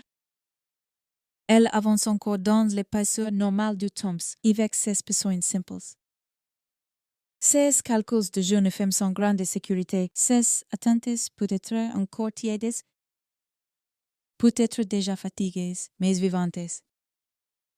Peut-être que son témoignage aurait été moins romanesque que ce que le public voulait entendre. Peut-être aurait-il justement déçu les amateurs de mystère. Elle aurait peut-être parlé d'argent qui manque, de lassitude, de rendez-vous pas si importants, de figures masculines trop sûres d'elles. De cette manière qu'en certaines soirées de s'ouvrir sur rien, elle aurait peut-être dit qu'on exagère toujours. Après la noirceur avant-coureuse, qu'en réalité la vie alterne le médiocre et l'espérance, la grâce et l'humiliation. Le presque et le pas encore. Peut-être aurait-elle ri. Même de l'idée qu'on allait faire d'elle une créature légendaire. Car les jeunes femmes réelles ne se vivent pas comme des symboles. Elles veulent dormir tranquilles. Manger à leur femme. Être désirées sans être menacées. Compter un peu pour quelqu'un. Sentir qu'elles approchent enfin d'une forme de stabilité. Tout ce qui sera dit plus tard d'elle. Tout ce qui la transformera en figure de papier glacé d'encre noire. Écrasera cette simplicité profonde, alors il faut essayer de l'entendre autrement. Entendre une voix qui ne demande pas qu'on l'admire posthumement, mais qu'on la regarde enfin comme une personne. Une personne qui n'est tête ni parfaite ni perdue d'avance. Une personne qui faisait ce que font tant d'autres dans les villes démesurées. Avancer avec ce qu'elle avait. Arranger sa fragilité pour qu'elle ressemble à de l'assurance. Chercher dans les regards, dans les invitations. Dans les possibles, une issue vers une vie plus vaste. Peut-être que la chose la plus poignante de son témoignage, imaginaire tiendrait dans cette phrase silencieuse. Je voulais encore du temps pour m'y refaire, pour être mieux aimé, pour ne plus dépendre autant, pour devenir quelqu'un de plus stable que l'image mouvante que les autres avaient de moi. C'est souvent cela que les victimes n'ont plus la possibilité de dire, non pas seulement qu'elles avaient peur, mais qu'elles avaient encore un futur intérieur, qu'elles n'étaient pas au bout d'elles-mêmes, qu'il leur restait des gestes à vivre, des habitudes à prendre, des visages à rencontrer, peut-être des erreurs à corriger, peut-être même un bonheur ordinaire à saisir plus tard, en l'absence de sa parole réelle. Le respect consiste au moins à ne pas la remplacer par les mensonges spectaculaires, à ne pas faire de son silence un décor commode pour nos fantasmes, à comprendre que derrière le surnom, derrière l'affaire, Derrière la fascination presque obscène qui exerce encore cette histoire, il y avait une jeune femme qui aurait pu être témoignée comme tant d'autres femmes blessées par le monde avant même de l'être par un homme précis. En parlant de fatigue, d'espoir, de solitude, de dignité, d'attente, de cette lutte continue pour rester entier alors que tout autour vous invite à devenir un rôle. Et si que témoignage doit nous rester, c'est peut-être sous cette forme-là. La place simple est la place grave, non comme la voix d'une énigme, mais comme celle d'une vie humaine qui demande d'être encore à être vécue pleinement. Et que l'on n'a pas laissé aller jusqu'au bout d'elle-même l'incident.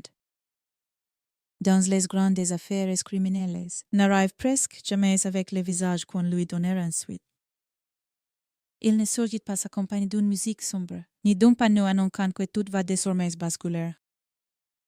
Il entre dans la vie comme y entrent les autres jurés, avec des gestes ordinaires.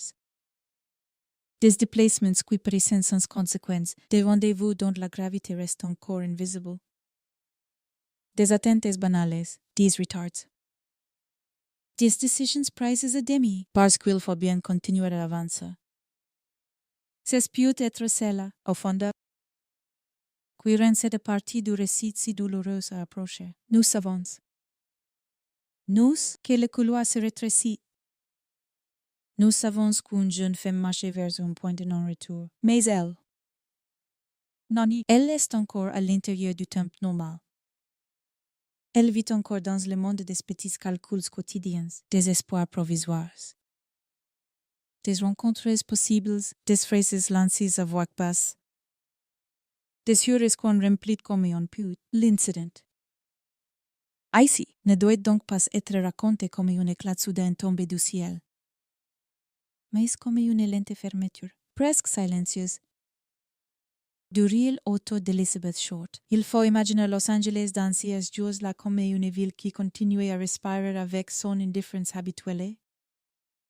Les voitures glissant sur les grandes artères, les enseignes s'allumant à la tombée du soir, les salles de cinéma absorbant leur public dans les cafés. Les conversations se mêlent au bruit des couverts, au verre qu'on repose.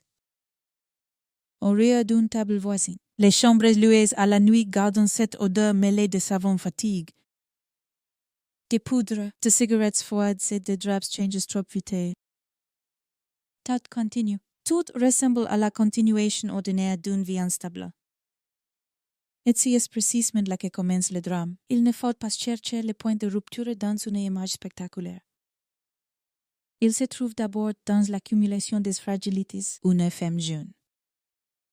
Sans ancrage solide, circulant dans une ville immense, dépendante de liens partils, de connaissances, de promesses, de trajets offerts, de portes entrouvertes, un monde où l'on doit parfois accepter une compagnie qu'on n'aurait pas choisie si l'on avait eu davantage de certitudes, davantage d'argent, davantage de protection. Un monde où les hommes qui semblent rassurants peuvent l'être sincèrement ou seulement assez long temps pour obtenir séquelles violentes. C'est dans cet entrelac de dépendances discrètes que l'incident prend forme. Il n'est pas seulement d'un acte criminel isolé.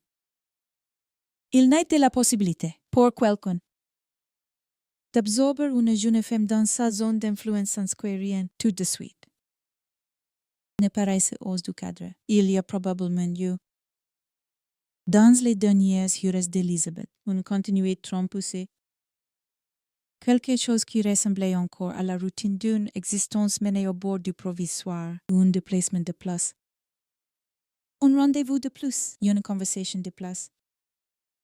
Peut-être une fatigue consciente et insaisissante que la nuit prochaine sera meilleure. Peut-être cette manière contre les êtres précaires de ne jamais vouloir montrer l'étendue de leur vulnérabilité. On saurait encore, on parlait encore de demain. On donne l'impression qu'on sait où l'on va, même lorsque la vérité est plus flouée. On préfère une compagnie imparfaite à la solitude nue. On suit un plan incomplet parce qu'il vaut mieux cela que l'absence totale de plan. L'incident se loge là, dans cette marche tenue entre le choix et la contrainte. entre l'initiative personnelle et le taux invisible des circonstances, ce qui nous hante dans les affaires non résolues. C'est que les derniers moments ne peuvent être reconstitués qu'à travers des traces imparfaites. On voit des contours, jamais l'intérieur, on devine une trajectoire. Jamais la chaleur exacte d'une voix, la méfiance ou la détente d'un regard. Le degré réel de confiance accordé à celui qui se tient en face, il faut donc raconter avec retenue. Non pour diminuer l'intensité, mais pour respecter la part de silence que le crime a définitivement emporté. Elizabeth n'entre pas dans l'incident comme une héroïne déjà tragique. Elle y entre comme une jeune femme encore occupée à vivre. Peut-être a-t-elle arrangé ses cheveux devant un miroir fait. Peut-être a-t-elle lissé sa robe du plat des mains. Ces gestes simples que font les femmes lorsqu'elles veulent se rassembler avant de sortir, comme si l'on pouvait aussi aplanir l'inquiétude en même temps que le tissu. Peut-être a-t-elle senti cette fatigue qui montait parfois derrière les yeux, une fatigue que l'on connaît quand on a trop attendu des autres. Trop compte sur des lendemains encore vides, trop marcher d'une possibilité à l'autre sans jamais atteindre une vraie stabilité. Et pourtant, même fatiguée. On continue. C'est là que le récit doit garder vivant. L'incident n'engloutit pas une victime abstraite. Il engloutit quelqu'un qui avançait encore avec des habitudes ordinaires. Des pensées incomplètes, peut-être même avec une lueur d'espoir mal rangée quelque part. Dans les villes comme Los Angeles, beaucoup de drames commencent par une apparence de normalité sociale. Un homme propose d'aider, un trajet est offert. Une soirée s'étire, un lieu paraît plus circule ne l'est. Le danger ne se présente pas toujours sous des traits immédiatement menaçants. Il se emprunte le visage du calme, de la correction, de la familiarité. Il sait parler sans hausser la voix. Il sait s'ajuster aux besoins de confiance de l'autre. C'est ce qui rend l'incident si insupportable à imaginer. Car si Elizabeth est montée dans une voiture, accepté une invitation, suivi quelqu'un, you simplement prolonge une présence dont elle ne mesurait pas l'abîme. Elle est sans doute faite dans cet espace gris où la peur n'est pas encore constituée. Où l'on croit pouvoir garder la maîtrise, où l'on sait dit qu'après tout on a déjà vu des situations équivoques qui ne mènent nulle part. Le pire n'est jamais annonce comme tel, il se glisse dans la continuité.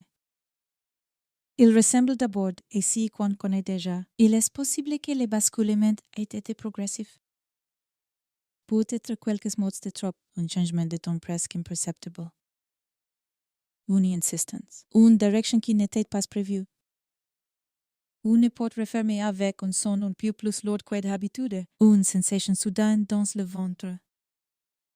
Pas encore une certitude, mais cette crispation ancienne que tant de femmes connaissent. Lorsque l'atmosphère d'une pièce se modifiait avant même que l'intelligence puisse la formuler, ces moments-là, ces premiers glissements, est souvent le vrai commencement de l'incident. Avant la violence, il y a la compréhension. La compréhension terrible que quelque chose n'est pas équilibré, que la conversation n'est plus une conversation, que la possibilité de partir est peut-être déjà en train de se réduire. Le corps le sait parfois avant l'esprit. Les épaules s'étendant, la voix cherche une légèreté forcée. On essaie de ne pas déclencher davantage. On garde encore l'espoir d'un retour à la normale. On croit que si l'on parle bien, si l'on apaise, si l'on temporise, si l'on sourit juste assez, tout peut encore se recoller. Cette phase intérieure de l'incident. Cette lutte muette pour ramener le danger à une forme supportable est essentielle.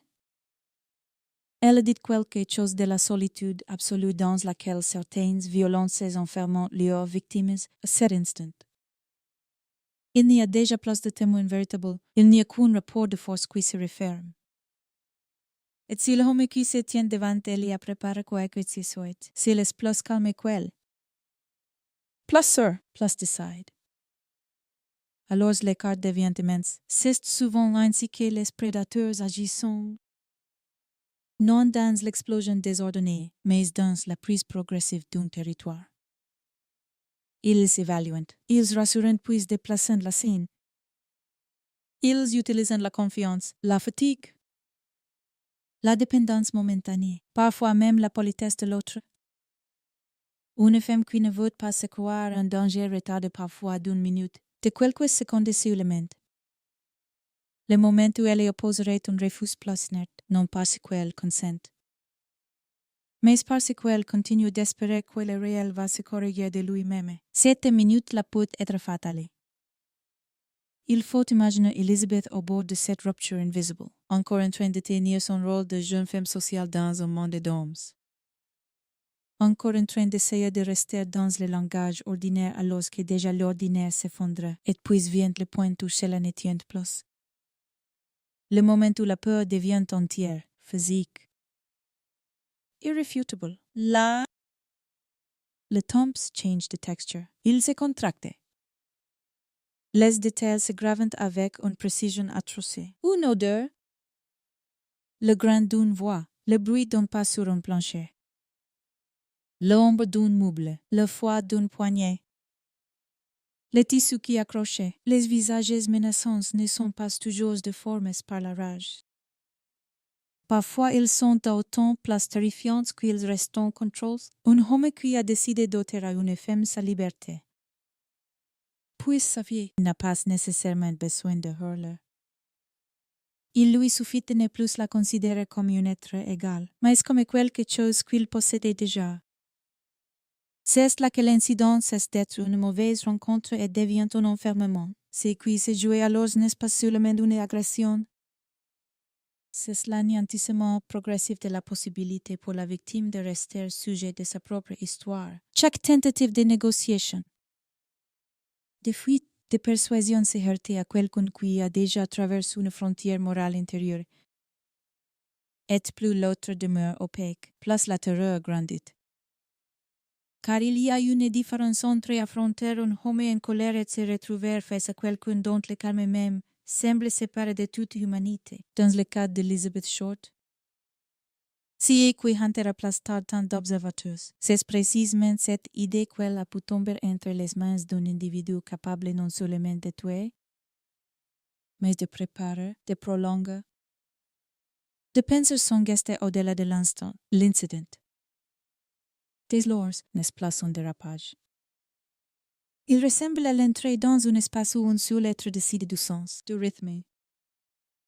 Du sort final, il faut pourtant résister à la tentation de transformer ces dernières heureuse en pure abstraction maléfique.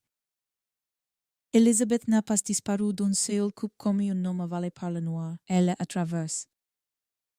On peut le supposer une série d'instants très concrets, très humains, où le corps lutte encore pour rester dans le monde. Une main qui retire, un mouvement pour gagner de la distance. Une parole adressée à l'autre dans l'espoir de révéler quelque chose en lui, le recours à la logique. Puis à l'apaisement, puis au refus. Peut-être même cette pensée foudroyante, parfaitement lucide. Que personne ne sait où l'on est exactement, que l'on dépend désormais entièrement de la volonté de celui qui vous fait face. Cette conscience-là, lorsqu'elle se forme, est l'une des plus cruelles qui soient. Elle ne contient pas seulement la peur de la douleur. Elle contient l'intuition que le monde extérieur, avec SIS ruses, SIS cafés, SIS voitures, SIS gens ordinaires, continue d'exister toute près et pourtant sans vous atteindre.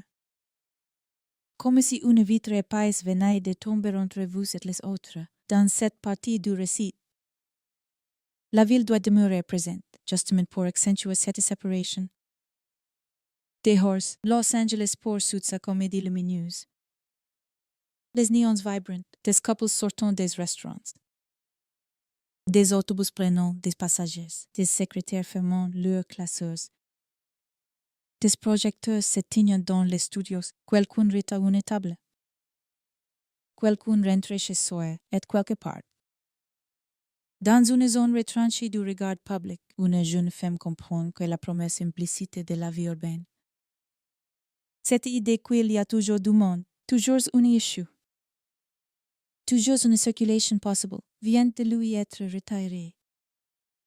L'incident, au sens le plus terrible, est celle, la privation brutale de tout échapper. On peut supposer qu'Elizabeth, comme beaucoup de femmes confrontées à un danger extrême, a continué de se battre intérieurement bien après que ses possibilités matérielles se soient réduites. Le combat ne se limite pas aux gestes visibles. Il existe aussi dans la volonté de ne pas céder complètement à la panique, dans la recherche fébrile d'un angle, d'une faiblesse, d'un moment où l'on pourrait reprendre pied. Une victime n'est jamais seulement quelqu'un à qui quelque chose arrive. C'est quelqu'un qui, jusqu'à about, essaie encore de revenir vers la vie. Il faut lui rendre cela, lui rendre cette énergie ultime. Même si elle a été vaincue, lui rendre la dignité active de celle qui n'est pas entrée passivement dans sa fin. Et pourtant, l'incident avance. Il avance parce que le prédateur a l'avantage du lieu, du secret. De l'intention, peut-être du mensonge soigneusement préparé. Il avance parce qu'une fois qu'un homme a franchi en lui-même le seuil du meurtre, il n'est plus dans le même monde que sa victime. Elle espérait encore une sortie, lui construite peut-être déjà l'après. C'est cette disproportion qui glace, si déséquilibre radical entre une femme encore attachée au fil ordinaire de l'existence et un homme déjà parti dans une logique de possession, de destruction. Peut-être même de mise en scène. Il y a, dans l'idée même de l'incident, quelque chose qui précède la scène de crime tout en l'annonçant déjà. Une atmosphère qui se ferme, une humanité qui se retire. Un monde ordinaire qui cesse de répondre. Ensuite, il n'y a plus de continuité, plus de retour. Seulement la violence, le silence impose. Puis l'effacement, mais avant cela. Il y a eu un dernier territoire de conscience, un dernier espace où Elizabeth était encore pleinement dans son expérience, encore capable de peur, d'espoir, de stratégie, peut-être de supplication. Peut-être de colère. Cet espace est inaccessible aux enquêteurs. Inaccessible au public. Inaccessible même à la mémoire collective. C'est le noyau perdu de l'affaire. Et peut-être est-ce pour cela qu'il demeure si insoutenable. Parce que l'incident, en vérité, n'est pas seulement le moment où un crime commence, c'est le moment où une vie bascule hors d'atteinte. Alors qu'elle était encore toute près du monde, encore chargée de futur, encore habitée par des gestes simples et des pensées ordinaires, à partir de là. Tout ce qui suivra, la scène découverte, les hypothèses, les journaux, les suspects, les décennies de spéculation, ne pourra jamais restituer l'épaisseur réelle de ces dernières heures, le récit.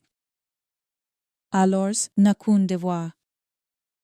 Ne pas les transformer en spectacle facile. Il doit montrer la fermeture progressive, la douceur trompeuse du décor, la mécanique du prédateur, la solitude croissante de la victime, le passage de la vie courante à la terreur nue. Car c'est bien cela, l'incident dans l'affaire Elizabeth Short. Non pas un simple événement au milieu du dossier, mais la nuit intérieure où une jeune femme encore occupée à chercher sa place dans le monde s'est retrouvée enfermée dans la volonté opaque de quelqu'un d'autre. Et dans cette nuit-là, il y a toute la vérité humaine du drame avant même que le crime n'apparaisse au grand jour. Une vérité sans témoins, sans défense, sans seconde chance, suspendue quelque part entre la confiance accordée une fois de trop et la brutalité finale qui allait arracher Elizabeth Short à sa propre histoire pour la livrer. Trop tard à celle des autres.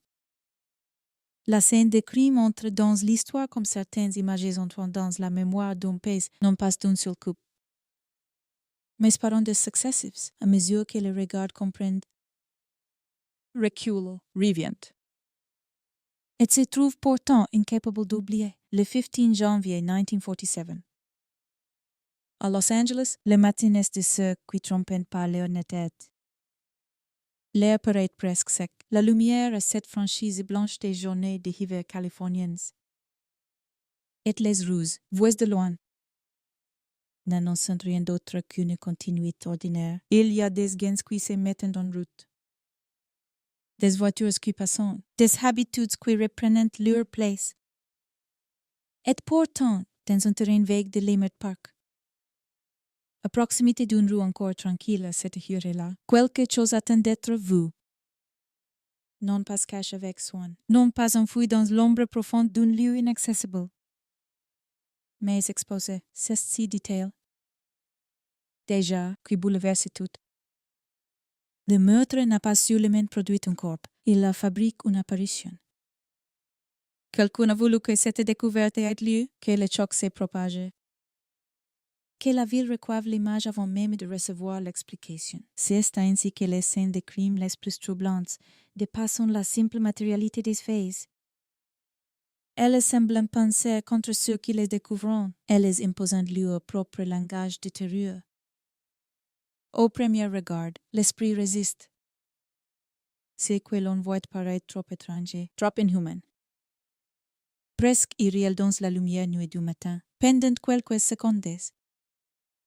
Il existe toujours un refus intérieur. On se dit qu'il y a méprise, qu'il s'agit d'un mannequin abandonné, d'un assemblage absurde, d'un objet qui a pris la forme du cauchemar sans encore appartenir au monde réel. Puis les contours se sentent de mentir. La peau est bien de la peau. Les membres ne sont pas ceux d'une poupée. Le silence du lieu change de nature. Il n'est plus simplement le silence d'une rue encore pour fréquenter. Il devient le silence choqué de l'espace autour d'une horreur qui force tout à se réorganiser. À partir de cet instant, le terrain n'est plus un terrain. Il devient une scène. Chaque touffe d'herbe, chaque trace dans la terre séchée, chaque marque possible. Chaque angle du décor prend soudain un poids de disproportion. La ville ordinaire se retire d'un pas. Le réel policier entre. Les premières minutes autour d'une scène de crime sont toujours cruciales. Mais ici, elles le sont doublement, parce qu'il ne s'agit pas seulement de comprendre un homicide. Il s'agit d'affronter une mise en scène d'une brutalité si méthodique qu'elle impose immédiatement l'idée d'un auteur froid, calculateur, et probablement place à l'aise avec le corps de sa victime qui ne le serait un tueur agissant dans une explosion de rage pure. Lorsque les premiers agents arrivent, la tension est déjà palpable. Ils s'avantent.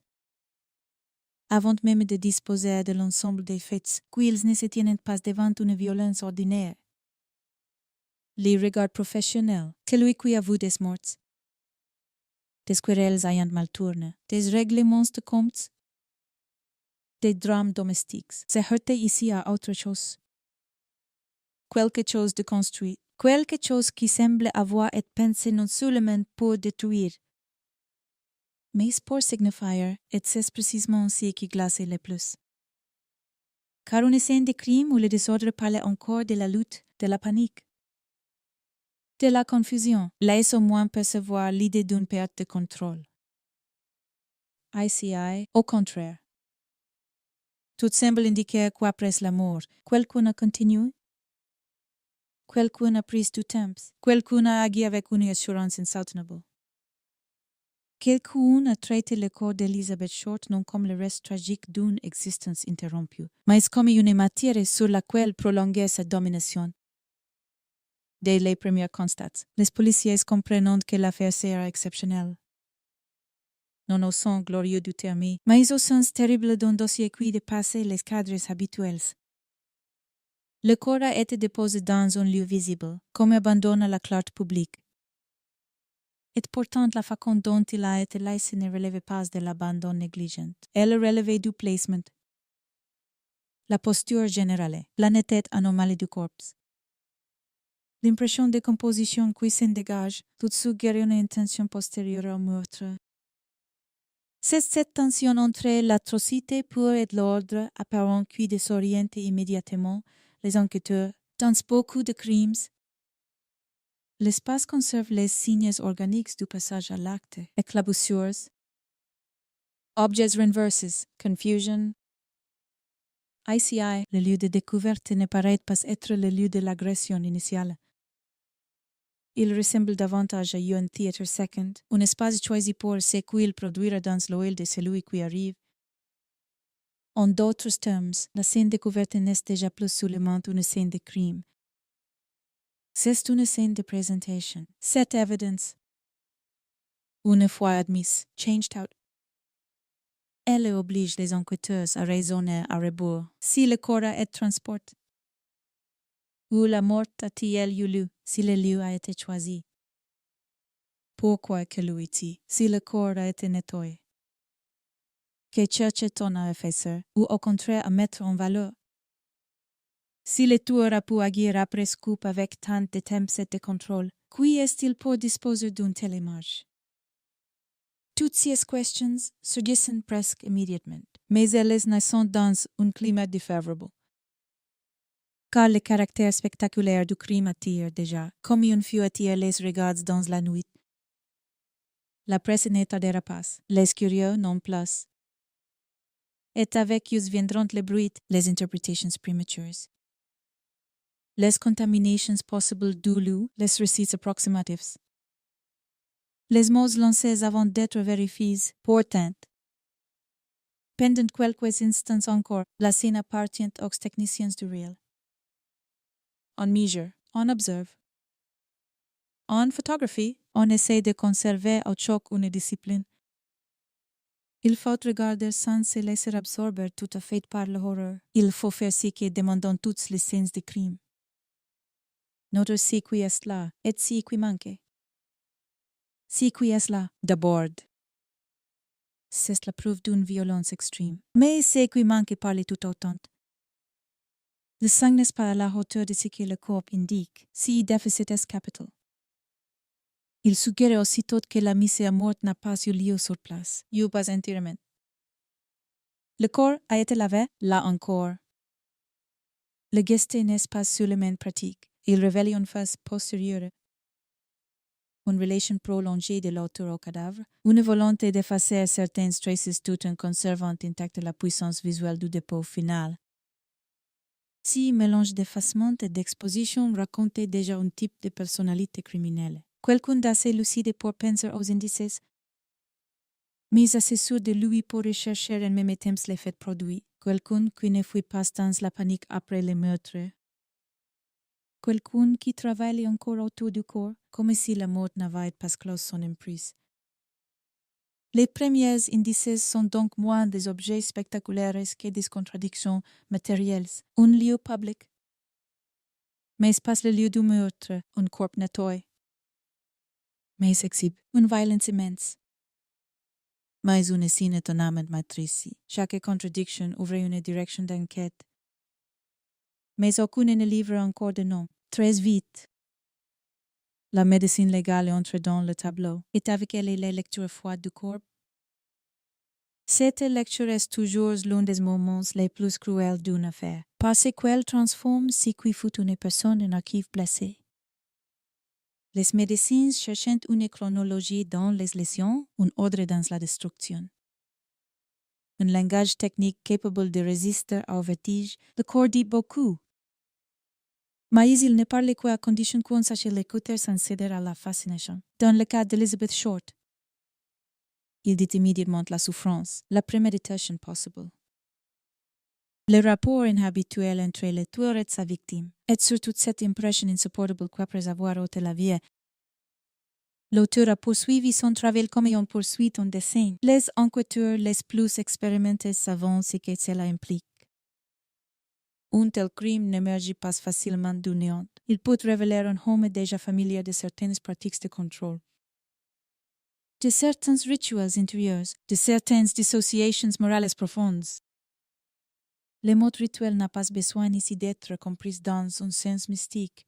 Il suffit qu'il désigne la répétition mentale d'un scénario de domination. La scène laisse entrevoir cette possibilité. Elle n'apporte pas la preuve définitive, mais elle est le veille. C'est là toute la difficulté des premiers indices. Elles s'orientent sans conclure. Ils dessinent un profil sans nom. Ils fabriquent une silhouette psychologique avant d'offrir une identité judiciaire. Et dans les heures qui suivent la découverte, Los Angeles commence déjà à se remplir de cette silhouette invisible. Un homme existe quelque part. Il a vu la même lumière du matin que les policiers. Il a pu être lu les journaux plus tard. Il sait si qu'il a fait. Il sait ce que le corps dira de lui. Et il est encore dehors. Cette pensée seule suffit à transformer l'atmosphère de l'enquête. Sur la scène elle-même, le travail se poursuit avec la précision contrainte des affaires où chaque détail pourrait devenir décisif. Les agents examinent le sol, les abords, la possibilité de traces de pénis, d'empreintes d'objets abandonnés, de fibres, de mégots, de tout ce qui rattacherait le dépôt du corps à un véhicule. À un trajet? À un geste concret. Mais les scènes ouvertes sont ingrates. Le dehors mange vite les preuves, la poussière, les passants, les premières perturbations involontaires. Tout peut brûler, et lorsque le lieu n'est pas celui de l'acte initial. Il garde moins qu'il ne promet, ce peut être l'un des aspects les plus frustrants de cette affaire de ses débuts. La scène la plus choquante est aussi une scène avare. Elle crie beaucoup, mais livre peu. Elle donne l'image. Passe la main de celui qui l'a produite. Elle expose la victime. Mais protégée presque son meurtrier par la distance qu'elle impose entre le lieu du dépôt et le lieu de la mort. Cette frustration alimente immédiatement la tension chez les enquêteurs. Ils n'ont pas affaire à un criminel totalement désordonné. Ils s'entendent déjà qu'il faudra remonter une chaîne de gestes antérieurs. Retrouver le lieu ferme où s'est joué la majeure partie de la violence, puis identifier la personne capable d'agir longtemps sans être interrompue.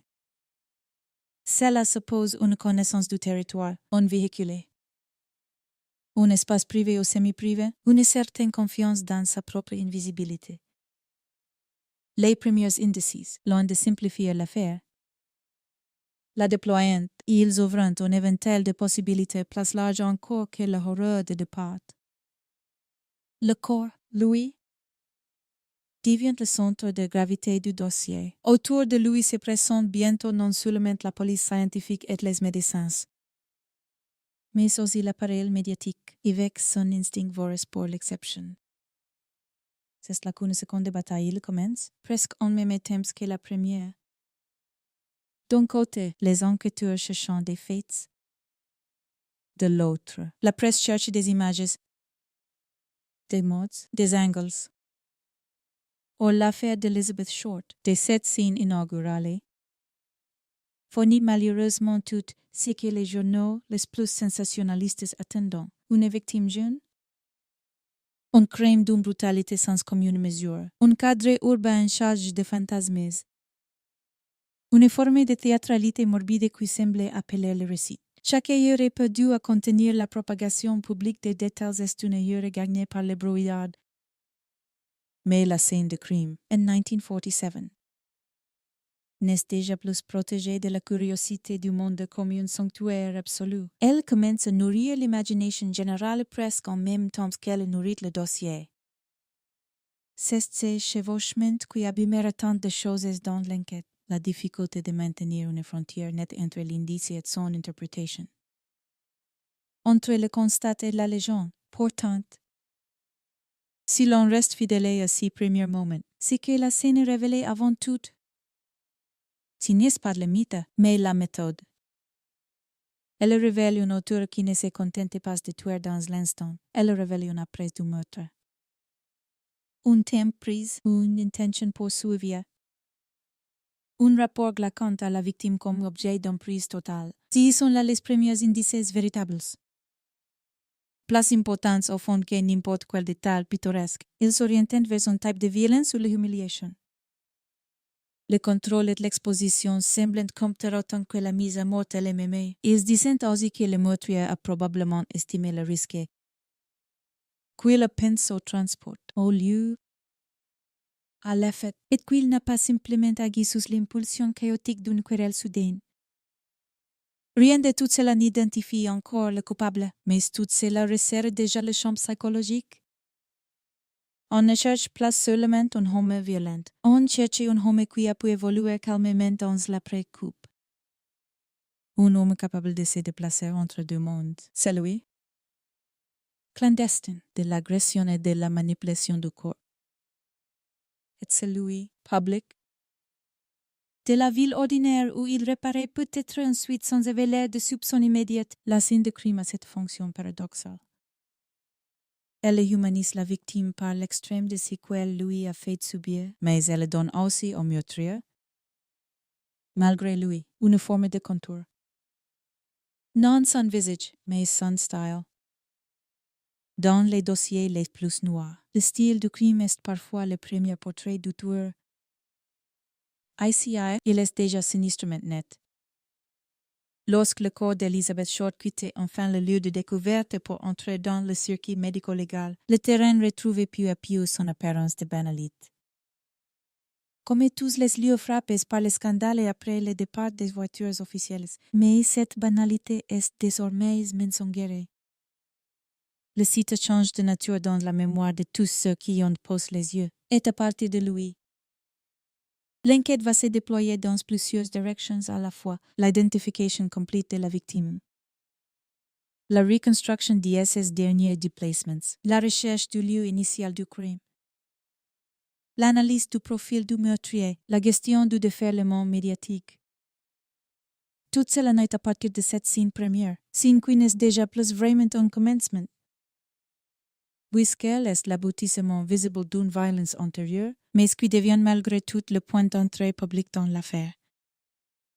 Il y a quelque chose de profondément tragique dans cette transformation. Le monde ne rencontre Elizabeth Short qu'au moment où quelqu'un a déjà décidé de la réduire à une apparition de mort.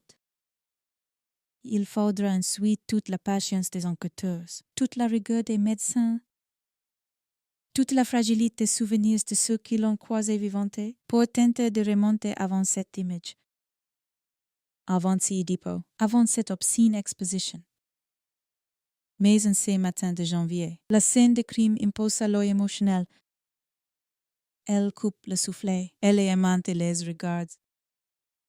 Elle est faite naître autant de peur que de curiosité. Et dans cette sidération, un premier savoir s'installe déjà. Ces meurtres ne disparaîtra pas dans la masse anonyme des dossiers urbains. Il a trop frappé, trop signifié. Trop défie à la fois la police. La ville est l'idée même qu'on s'est fait d'une frontière entre l'humain et le monstrueux. Les premiers indices, used. Restent maigres et pourtant lourds. Ils ne donnent pas un nom. Mais ils donnent une structure. Ils n'ouvrent pas encore une porte. Mais ils montrent l'épaisseur du mur. Ils disent qu'Elizabeth Short n'a pas été abandonnée là au terme d'un simple accès de violence. Elle a été amenée, placée, livrée au regard collectif par quelqu'un qui voulait, d'une manière ou d'une autre. Continuer à parler après le meurtre, et cette parole muette du criminel. Déposée dans la rue sous la forme la plus atroce, devient le premier grand problème de l'enquête. Car il faudra désormais distinguer, parmi toutes si et quoi la scène semble croire, ce qui relevait de la preuve et ce qui relevait du piège. C'est la tâche immense qui commence là. Au bord de ce terrain, dans la lumière crue de Los Angeles. Et c'est une tâche rendue d'autant plus difficile que, dès cette première journée, la ville entière a déjà commencé à regarder.